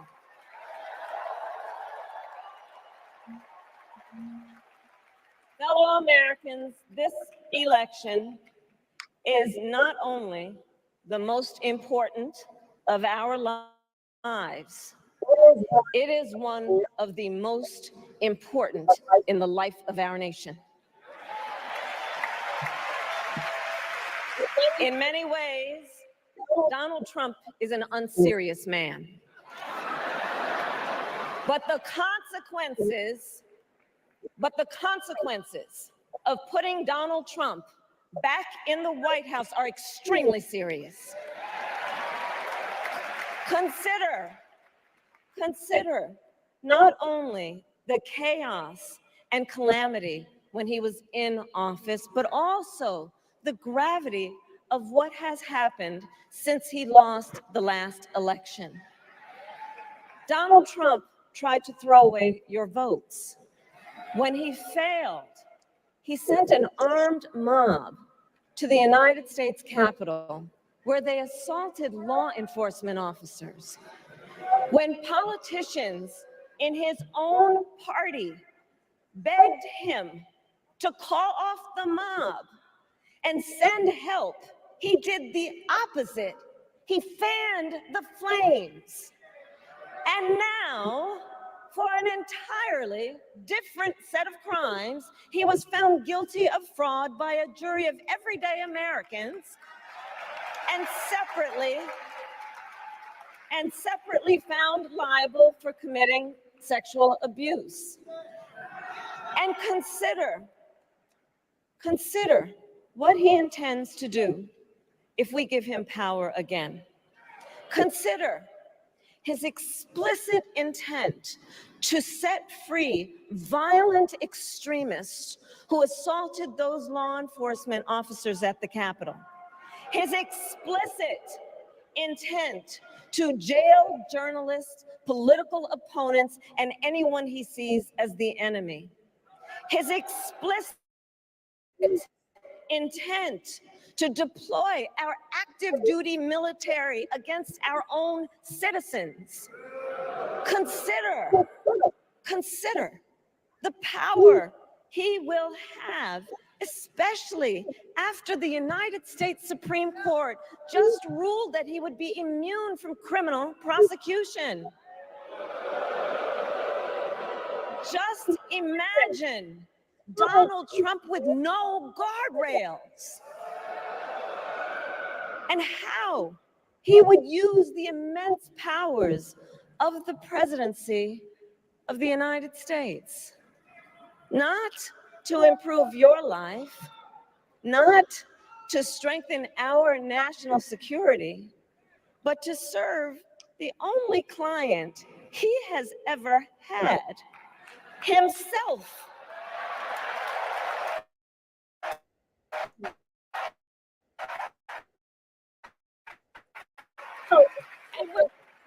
And we know what a second Trump term would look like. It's all laid out in Project 2025, written by his closest advisors.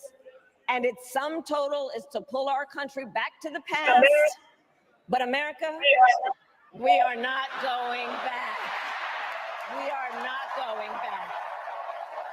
We are not going back. We are not going back to when Donald Trump tried to cut Social Security and Medicare. We are not going back to when he tried to get rid of the Affordable Care Act, when insurance companies could deny people with pre-existing conditions. We are not going to let him eliminate the Department of Education that funds our public schools. We are not going to let him end programs like Head Start that provide preschool and childcare for our children. America, we are not going back.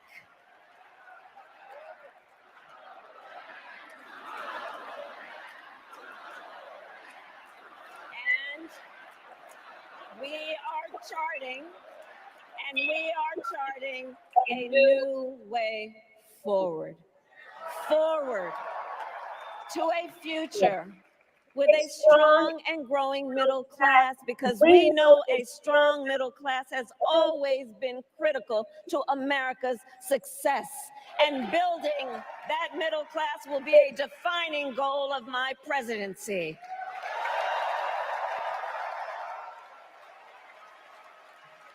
And I'll tell you, this is personal for me. The middle class is where I come from.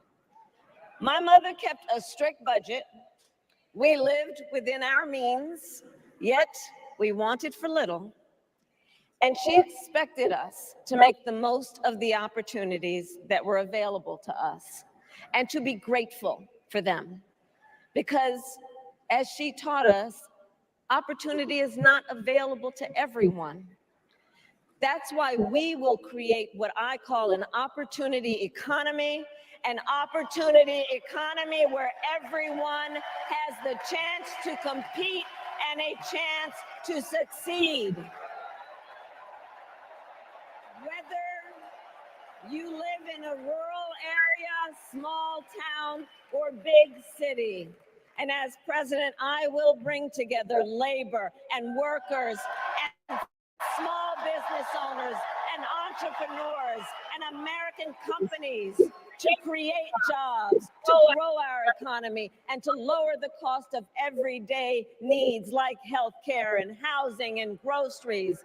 We will provide access to capital for small business owners and entrepreneurs and founders. And we will end America's housing shortage and protect Social Security and Medicare.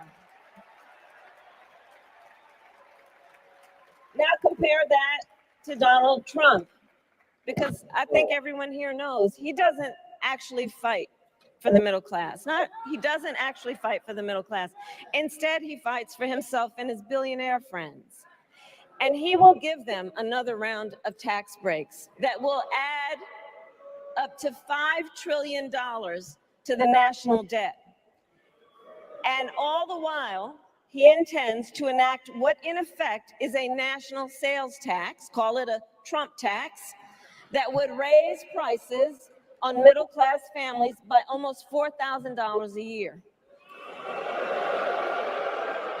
Well, instead of a Trump tax hike, we will pass a middle-class tax cut that will benefit more than 100 million Americans.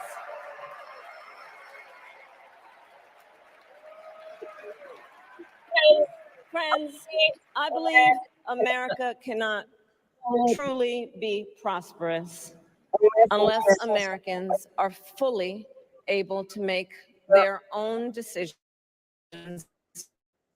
about their own lives, especially on matters of heart and home. Like I said, one way financial. But tonight in America, too many women are not able to make those decisions. And let's be clear about how we got here. Donald Trump handpicked members of the United States Supreme Court to take away reproductive freedom. And now he brags about it. In his words, quote, "I did it and I'm proud to have done it," end quote. Well, I'll tell you, over the past 2 years, I've traveled across our country, and women have told me their stories. Husbands and fathers have shared theirs. Stories of women miscarrying in a parking lot, developing sepsis, losing the ability to ever again have children, all because doctors are afraid they may go to jail for caring for their patients.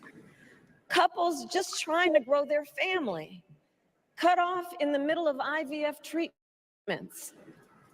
Children who have survived sexual assault, potentially being forced to carry a pregnancy to term. This is what's happening in our country because of Donald Trump. And understand, he is not done. As a part of his agenda, he and his allies would limit access to birth control, ban medication abortion, and enact a nationwide abortion ban with or without Congress. And get this, he plans to create a national anti-abortion coordinator and force states to report on women's miscarriages and abortions. Simply put, they are out of their minds.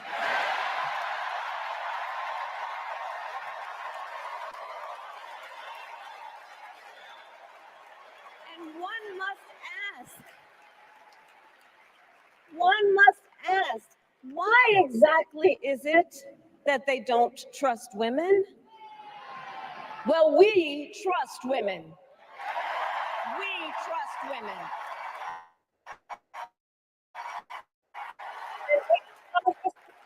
And when Congress passes a bill to reproductive freedom, as President of the United States, I will proudly sign it into law.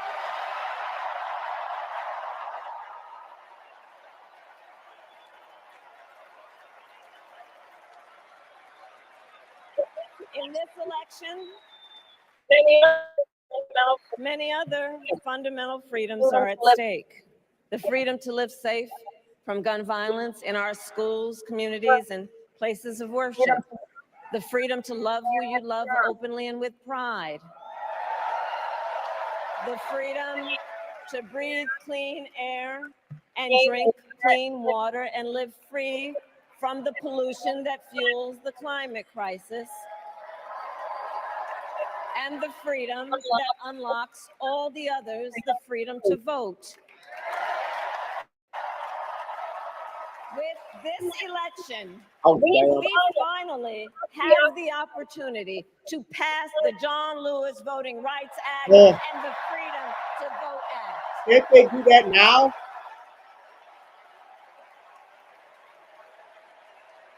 And let me be clear. After decades in law enforcement, I know the importance of safety and security, especially at our border. Last year, Joe and I brought together Democrats and conservative Republicans to write the strongest border bill in decades. The Border Patrol endorsed it. Donald Trump believes a border deal would hurt his campaign. So he ordered his allies in Congress to kill the deal. Well, I refuse to play politics with our security, and here is my pledge to you. As president, I will bring back the bipartisan border security bill that he killed, and I will sign it into law. I know we can live up to our proud heritage as a nation of immigrants and reform our broken immigration system. We can create an earned pathway to citizenship and secure our border.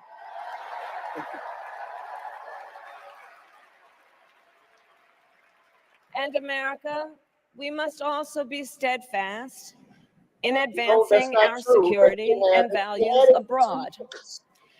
As Vice President, I have confronted threats to our security, negotiated with foreign leaders, strengthened our alliances, and engaged with our brave troops overseas. As Commander-in-Chief, I will ensure America always has the strongest, most lethal fighting force in the world. And I will fulfill our sacred obligation to care for our troops and their families, and I will always honor and never disparage their service and their sacrifice.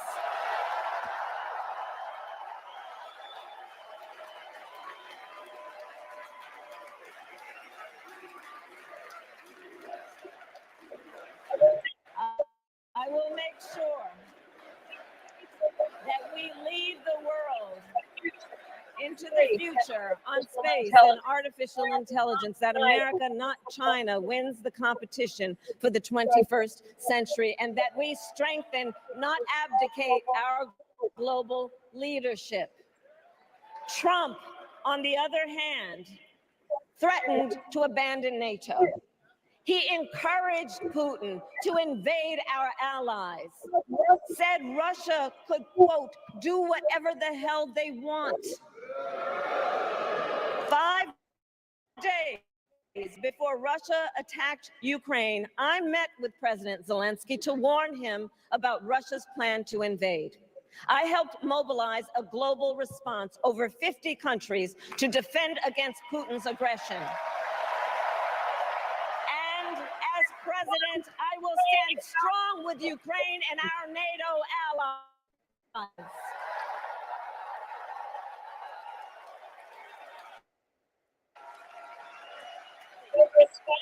With respect to the war in Gaza, President Biden and I are working around the clock, because now is the time to get a hostage deal and a ceasefire deal done.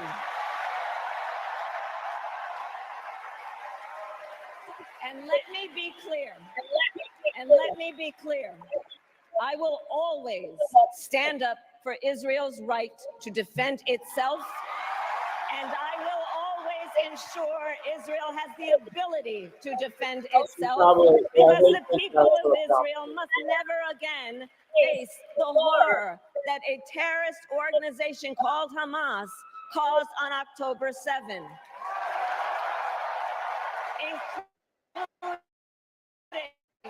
unspeakable sexual violence and the massacre of young people at a music festival. At the same time, what has happened in Gaza over the past 10 months is devastating. So many innocent lives lost. Desperate, hungry people fleeing for safety over and over again. The scale of suffering is heartbreaking. President Biden and I are working to end this war such that Israel is secure, the hostages are released, the suffering in Gaza ends, and the Palestinian people to dignity, security, freedom, and self-determination.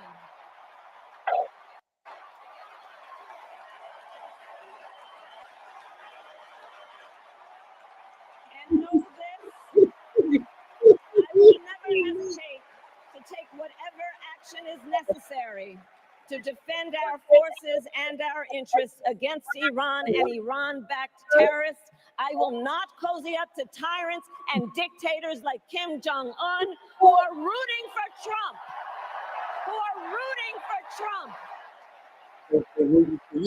Because, you know, they know he is easy to manipulate with flattery and favors. They know Trump won't hold autocrats accountable because he wants to be an autocrat himself. And as president, I will never waver in defense of America's security and ideals, because in the enduring struggle between democracy and tyranny, I know where I stand and I know where the United States belongs. So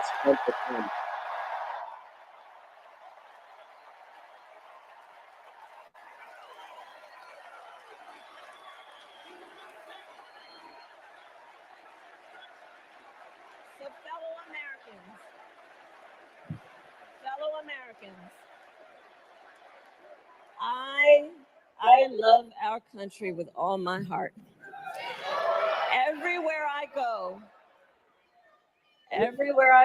in everyone I meet, I see a nation that is ready to move forward, ready for the next step in the incredible journey that is America. I see an America where we hold fast to the fearless belief that built our nation and inspired the world. That here, in this country, anything is possible. That nothing is out of reach.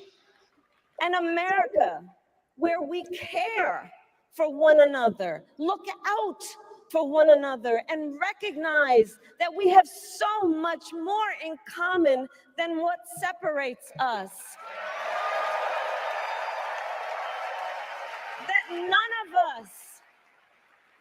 us has to fail for all of us to succeed. And that in unity there is strength.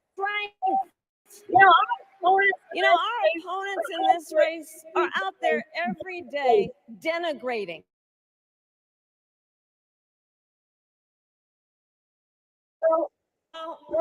My mother had another lesson she used to teach. Never let anyone tell you who you are. You show them who you are. America, let us show each other and the world who we are and what we stand for. Freedom, opportunity, compassion, dignity, fairness, and endless possibilities.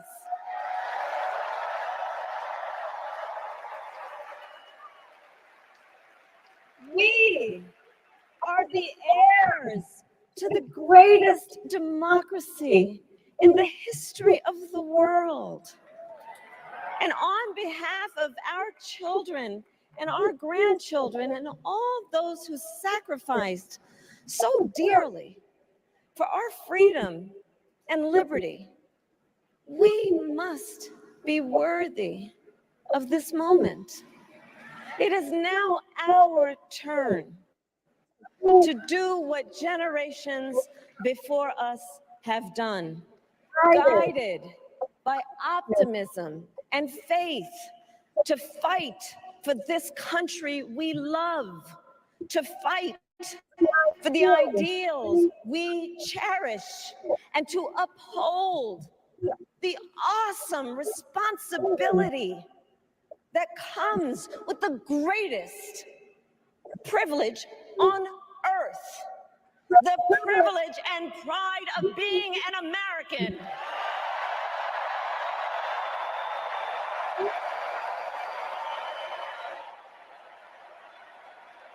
So let's get out there. Let's fight for it. Let's get out there. Let's vote for it. And together, let us write the next great chapter in the most extraordinary story ever told. Thank you. God bless you, and may God bless the United States of America. Thank you all.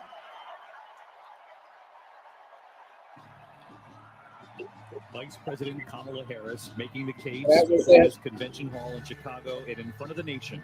I mean, it's Billions of actually Americans ended a watching lot tonight, shorter Democrats, than what I Republicans, thought it was. independents. I thought it would go on a In bit the longer. face They of actually got on undecided schedule voters with in a this. divided America, They got Kamala on Harris schedule with making it. the case as to why she believes she's the right person at this moment. In the end, they're talking about this moment, saying we must fight for the awesome responsibility that comes with the greatest privilege on earth. She said the privilege and pride of being an American. Second gentleman walking out onto that That's stage. Doug Imhoff, Madam Imhoff. They have talked about. So that's your Democratic nominee, ladies and gentlemen, Vice President Kamala Harris, who you already know she's taking over from the position from Joe Biden. So I want y'all to let me know what y'all think. Do you think so? That's Walls. By Beyonce. In addition to the economy, talked about foreign policy, Yeah, that's our place in Beyonce, the because world, Beyonce had a fighting new for song. Ukraine, Israel, and Hamas, saying that there must be a ceasefire. We must get the hostages home. But at the same time, to thunderous applause in this convention hall, she said we must do something for the Palestinians, the civilians who've been caught in the middle of this conflict. She talked about the freedoms and the rights of Americans, talked about reproductive freedom for women, and in talking about her opponent and his running mates, All right, y'all. It's either the couch. of where they have headed It's either the with the couch, falling of Harris, Roe or versus Trump. Wade. She said, simply put, they are out of You know, their if Judge minds. Joe was here, he said, That's a line that I would be would go where remembered I'm most from tonight. effective. I would choose the couch. And I do I want to know. say that during her speech, there were a number of times where the crowd began chanting USA, USA. It was a sort of leaning in on patriotism, on faith, on family bonds in this country. And you've seen that as sort of a through line of this entire four-night convention.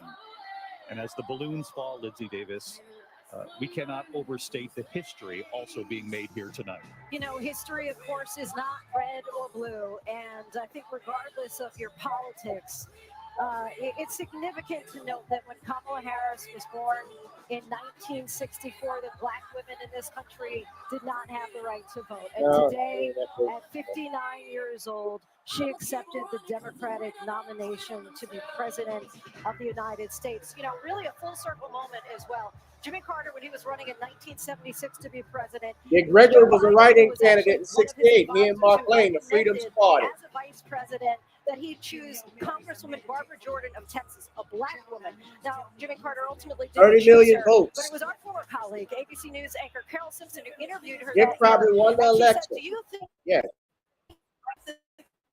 country is ready for a black woman to get a national ticket, to which she said, no, but I'm going to help Of this course, country they get ready. forcing I this, think the that's black what we've woman. witnessed really and I'm not culminated going in to this get moment. into it. A group of people who are hoping that in 2024, this country is Of ready. course, they're going We to try can and see push her that family ABC. embracing her, the fabric of her family that they have defined over the course of these 4 nights. So what do y'all in think, many ways, ladies and reflective gentlemen? of so many families in this country. Divorced parents, new step parents who come in I and got help it in the co-parent chat. the children. They've leaned in on that, Mary Bruce. And tonight, Kamala Harris made the case for herself. She's been the vice president for 4 years. Often the role of vice Go to president channel isn't a defined one, 25786. but she They defines vote for the where couch, she Harris, thinks or this Trump. country should head.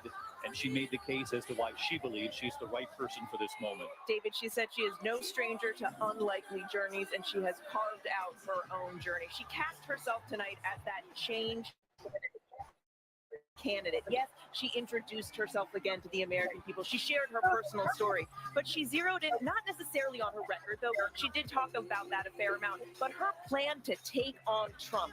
I was surprised at how much she talked about Donald Trump, to be quite honest, in simple, blunt terms, pitting her plans against what she argued are the risks posed by another Trump presidency. It felt like a speech aimed very much at those key independent voters, those who might still be on the fence, might not be sure about this remarkable change we have seen in this ticket over just the last month. Keep that in mind. A month ago, she was the running mate. And those are the ones who will decide this race. And we also talked about the tone of this speech, which was really remarkable. And I think, the power of telling her own story in her own voice as vice president. She has been criticized for relying on those talking points. I can tell you, I've spent a lot of time with Kamala Harris in the halls of the Senate as vice president when she was running before. She can often come off as a very different person when the cameras are not rolling. Tonight, I saw that version of Kamala Harris shine through, and it felt like a conversation with the American people in a lot of ways, David. It sure seemed that way, and she seemed completely comfortable in the moment. She knows the history she's making tonight, but she leaned in on that history. I'm also taking note here that with the family surrounding her, the smile on her face, she's also leaned into the laughter, the joy. There was a lot of that laughter tonight during the speech. And John Carl, she said, in the enduring struggle between democracy and tyranny, I know where I stand and where the United States of America belongs, to chants of USA, USA in this convention hall. David, there is a race that is on. It started about 4 weeks ago to define who Kamala Harris is. The Trump campaign, Donald Trump, have tried to define her as a radical leftist, a communist. They call her Comrade Kamala. What you saw here is a full-throated answer to that in the speech. Mary's exactly right, in my view. This was, in a large measure, aimed at independent voters, at even disaffected Republicans, as well as the base of the Democratic Party. She knows she has them already. So she went out, she talked about herself as being realistic, practical, somebody who has common sense. That's not a radical. That's not a leftist. That's not a hardcore progressive. Realistic, practical, and has common sense. And then the specifics. She talked about a strong national somebody defense. wrote this. No taking Look at on us. there. She talked about the full-throated defense of Israel, ensuring that Israel has what it has to defend itself. No arms embargo there. Endorsing that bipartisan security bill that a lot on the left don't like because it was too tough. This was a Kamala Harris that was embracing a lot of what Republicans have said they stand for, and she made the case Donald Trump, with the help of some Republican speakers, don't stand for. We all know, sitting here and covering this, the history of the night, that we've never had a woman who is commander-in-chief. Of course, Hillary Clinton, the nomination in 2016. ABC. Kamala Harris tonight, Martha Raddatz talked about tyranny. She talked about autocrats. She talked about Iran, Russia, the threat posed by China. I think that's her father in the back, or is that her how uncle? under her presidency, her if dad. elected, she will always support Israel's right to defend itself. And then she also said, but we must find a way forward for the Palestinian people. She did, and she said that with strength. She looked directly at this crowd and talked about what the Palestinian people deserve. She said they have a right to dignity, security, freedom, and self-determination. And David, earlier we talked about that pivot to national security. She ended her speech with national security, with foreign policy.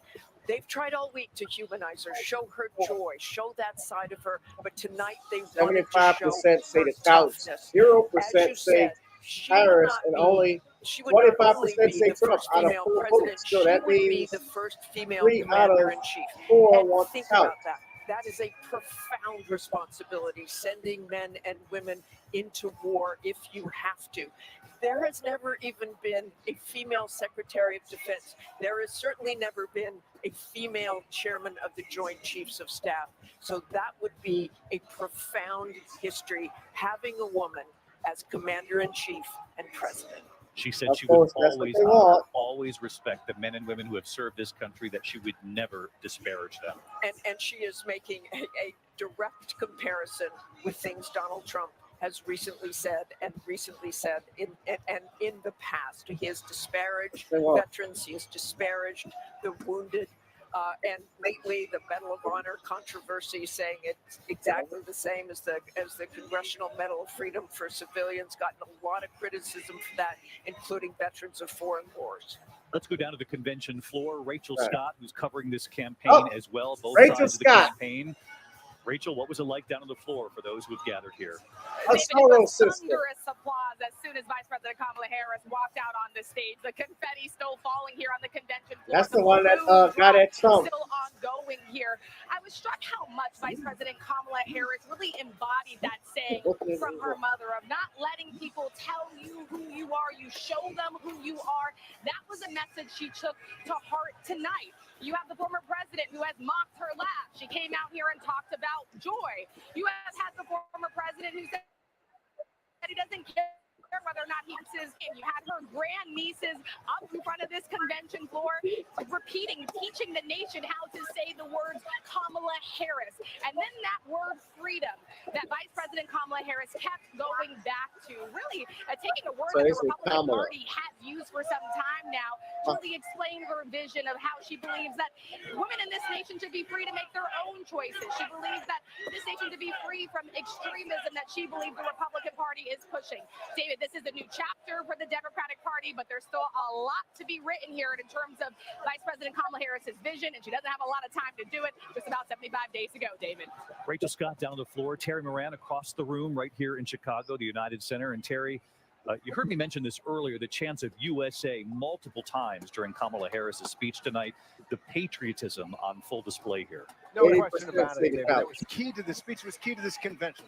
That speech was a call and an invitation to American voters to put the politics of the last 10 years behind us, but to accomplish that, to gain the trust on the grounds of things like patriotism and practical solutions to problems that people feel. Whether or not she did that, people will make up their own minds. But part of that is the last 16 years, from Obama to now to Biden. You're talking about 16 years. 12 of those years were with a Democratic president. Trump was there for 4 years. Now, Trump stacked the Supreme Court with his people. And we never got, especially under Biden, I thought this was important, we could have and should have gotten a black Supreme Court justice. Well, let me go further than that. When Biden was vice president, when Obama was the president of the United States, we could have gotten a black Supreme Court justice, a black man that could offset Clarence Thomas. We didn't get that because Uncle Thomas has been Clarence has been an embarrassment. Floor right now. We've talked about patriotism. It is red, white, and blue everywhere. The flags, the balloons. It's not just Terry who's playing volleyball. I saw Doug Emhoff hitting the ball back and forth. I saw Tim Walz going back and forth with a balloon with some of the kids on stage. People are excited to be here, and it's that excitement that we see into the differences in this race. Right now, DNC Harris with his very narrow lead. It is going to be a close race. The energy in this hall is what Democrats hope to bring across the country as they try to remake the landscape politically. Put that ad out. That's true. They brought them out to endorse Kamala Harris, but yeah, that's true. But you go on X, they didn't mention that the district attorney was Linda Feuerstein, who was a Democrat as well, who was the one that unjustly charged them. That's a good point.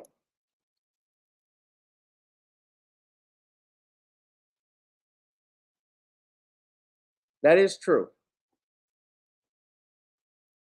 I mean, wrong is wrong at the end of the day, whether it was, I mean, Trump was wrong.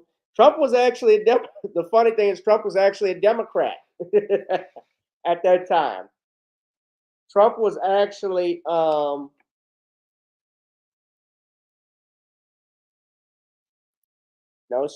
Juan B says as she accepted the nomination, Kamala specifically mentioned her mother and her mother's journey to America. She did not mention her father. Message. Oh, that is true. Yeah, I didn't hear anything about her father except how her mother met. And Tyree brought that up. Yes, that's a good point. That says something. I don't, if I'm not mistaken, just from what I've read, both her father and Kamala, they don't. Both her father and Kamala, they don't get along. Yeah, this is outside the DNC. Yeah, Cornell We are West. calling Kamala She's Harris running to for adopt president. some of these policies. Black Americans, we give away our vote for free at over 90%, and nothing is given back to us. Donald Trump is not enough for us to give away our vote for free. So, Vice President Kamala Harris, since you went to an HBCU, fully fund the HBCU. Since you care about Black women, support maternal health to protect and value our lives. This is not a song and a dance. American lives are at stake. People are standing on bread lines. What is she going to do when Black people are living in poverty and the wealth gap is through the roof? Come on. She has the power to do that. And Kamala Harris needs to do the right thing and support Black people who she's standing on the shoulders of. Do the right thing and pass the Black Agenda, blackagenda2024.com. Right on. Agenda? No. No black agenda. No. We are calling Kamala Harris to adopt some of these policies. Black Americans, we give away our vote for free at over 90%, and nothing is given back to us. Donald Trump is not enough for us to give away our vote for free. So, Vice President Kamala Harris, since you went to an HBCU, fully fund the HBCU. Since you care about Black women, support maternal health to protect and value our lives. This is not a song and a dance. American lives are at stake. People are standing on bread lines. What is she going to do when Black people are living in poverty and the wealth gap is through the roof? Come on. She has the power to do that. And Kamala Harris needs to do the right thing and support Black people who she's standing on the shoulders of. Do the right thing and pass the Black Agenda, blackagenda2024.com. Right on. Agenda?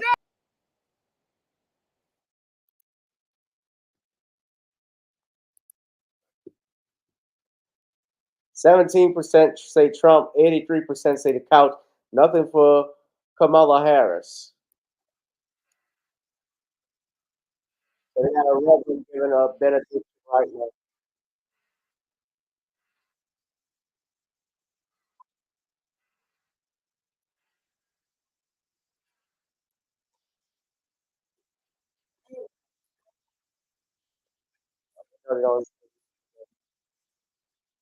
Now we really don't believe in God. Yeah.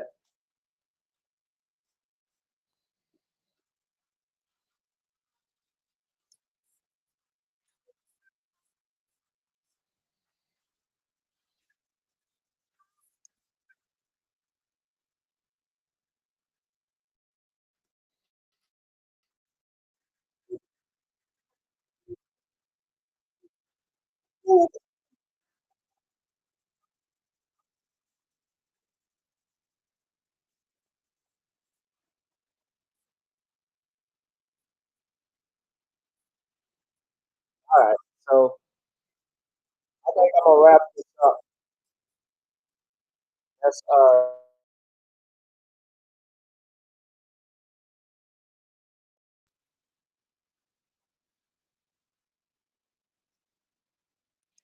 right. More Black. I'm just listening to Dana's show as well. I'm doing my live, but I was just checking her out briefly. Shout out to Dana. Shout out to the judge. Shout out to we're 36 people in. Look, y'all know y'all need to hit that like, share, and subscribe button. You love me for my time, pay me for my time. I want you to drop something in that Cash App, PayPal, Zelle. I've been, guys, y'all can see I've been in the suit all day. I've been busy working. long week, but I get to relax just a little bit for tomorrow. I'll probably sleep in a little late. Let me take this.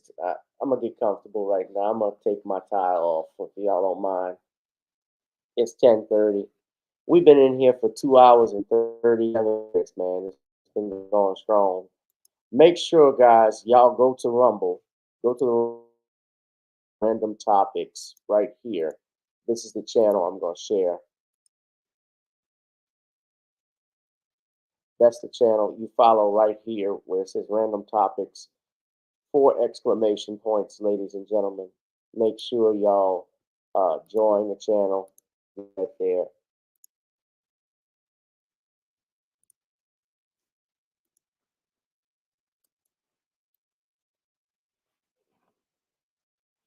Right. She was comfortable because she didn't have to give a speech. She didn't have to answer a question.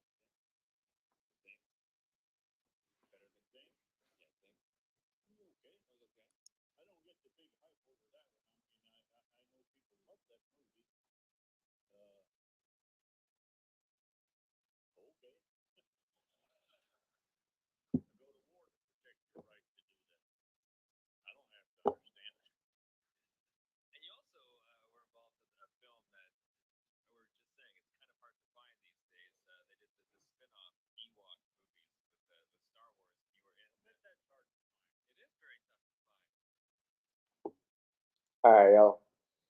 Whew. We're going to wrap this thing up.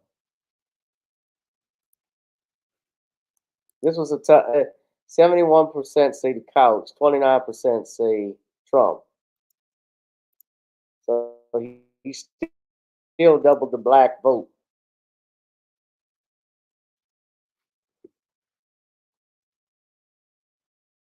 All right. I dropped something in the Rumble. Make sure, I dropped the link on the screen. Before I get out of here, again, I can't help you all but tell you all that you need to go to Eventbrite and get the tickets to my next comedy show on Eventbrite, Honor and Honorary. Ladies and gentlemen, we are celebrating Malika Honorary's birthday with a comedy show. This is the next comedy show, and we got comedians including Brandon Haynes. We have Dean of New Orleans, Easy, myself as the host, of course, and comedian Big C. It's going to be a great event. Y'all need to come on out. Come on out, smash up the likes, buy some tickets if you're out in the Louisiana area. It's going to be a great night of comedy. So, with that being said, I'm going to get up out of here, ladies and gentlemen. Drop something in the Cash App, please. Thank you, Cheryl. I appreciate your donation. We're going to wrap this thing up. I think we've covered enough of Kamala, of Queen Harris, and these sissified punks.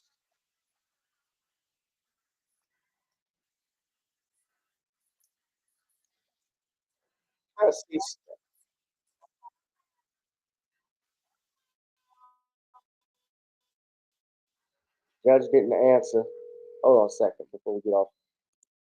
Let's see if I can reach him. I called him earlier. I think he might be busy. This is Joe Brown. Yeah, I'm not gonna bother him. Yeah, Judge Joe is busy. So I think I've done enough, y'all. But it looks like the couch would be the couch can prevent a World War III because we got 71% say the couch.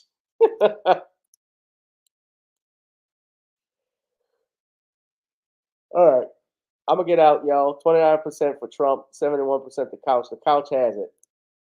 All right, thank you, Danielle. Thank you, computer robots. Out of 7 votes, Damn.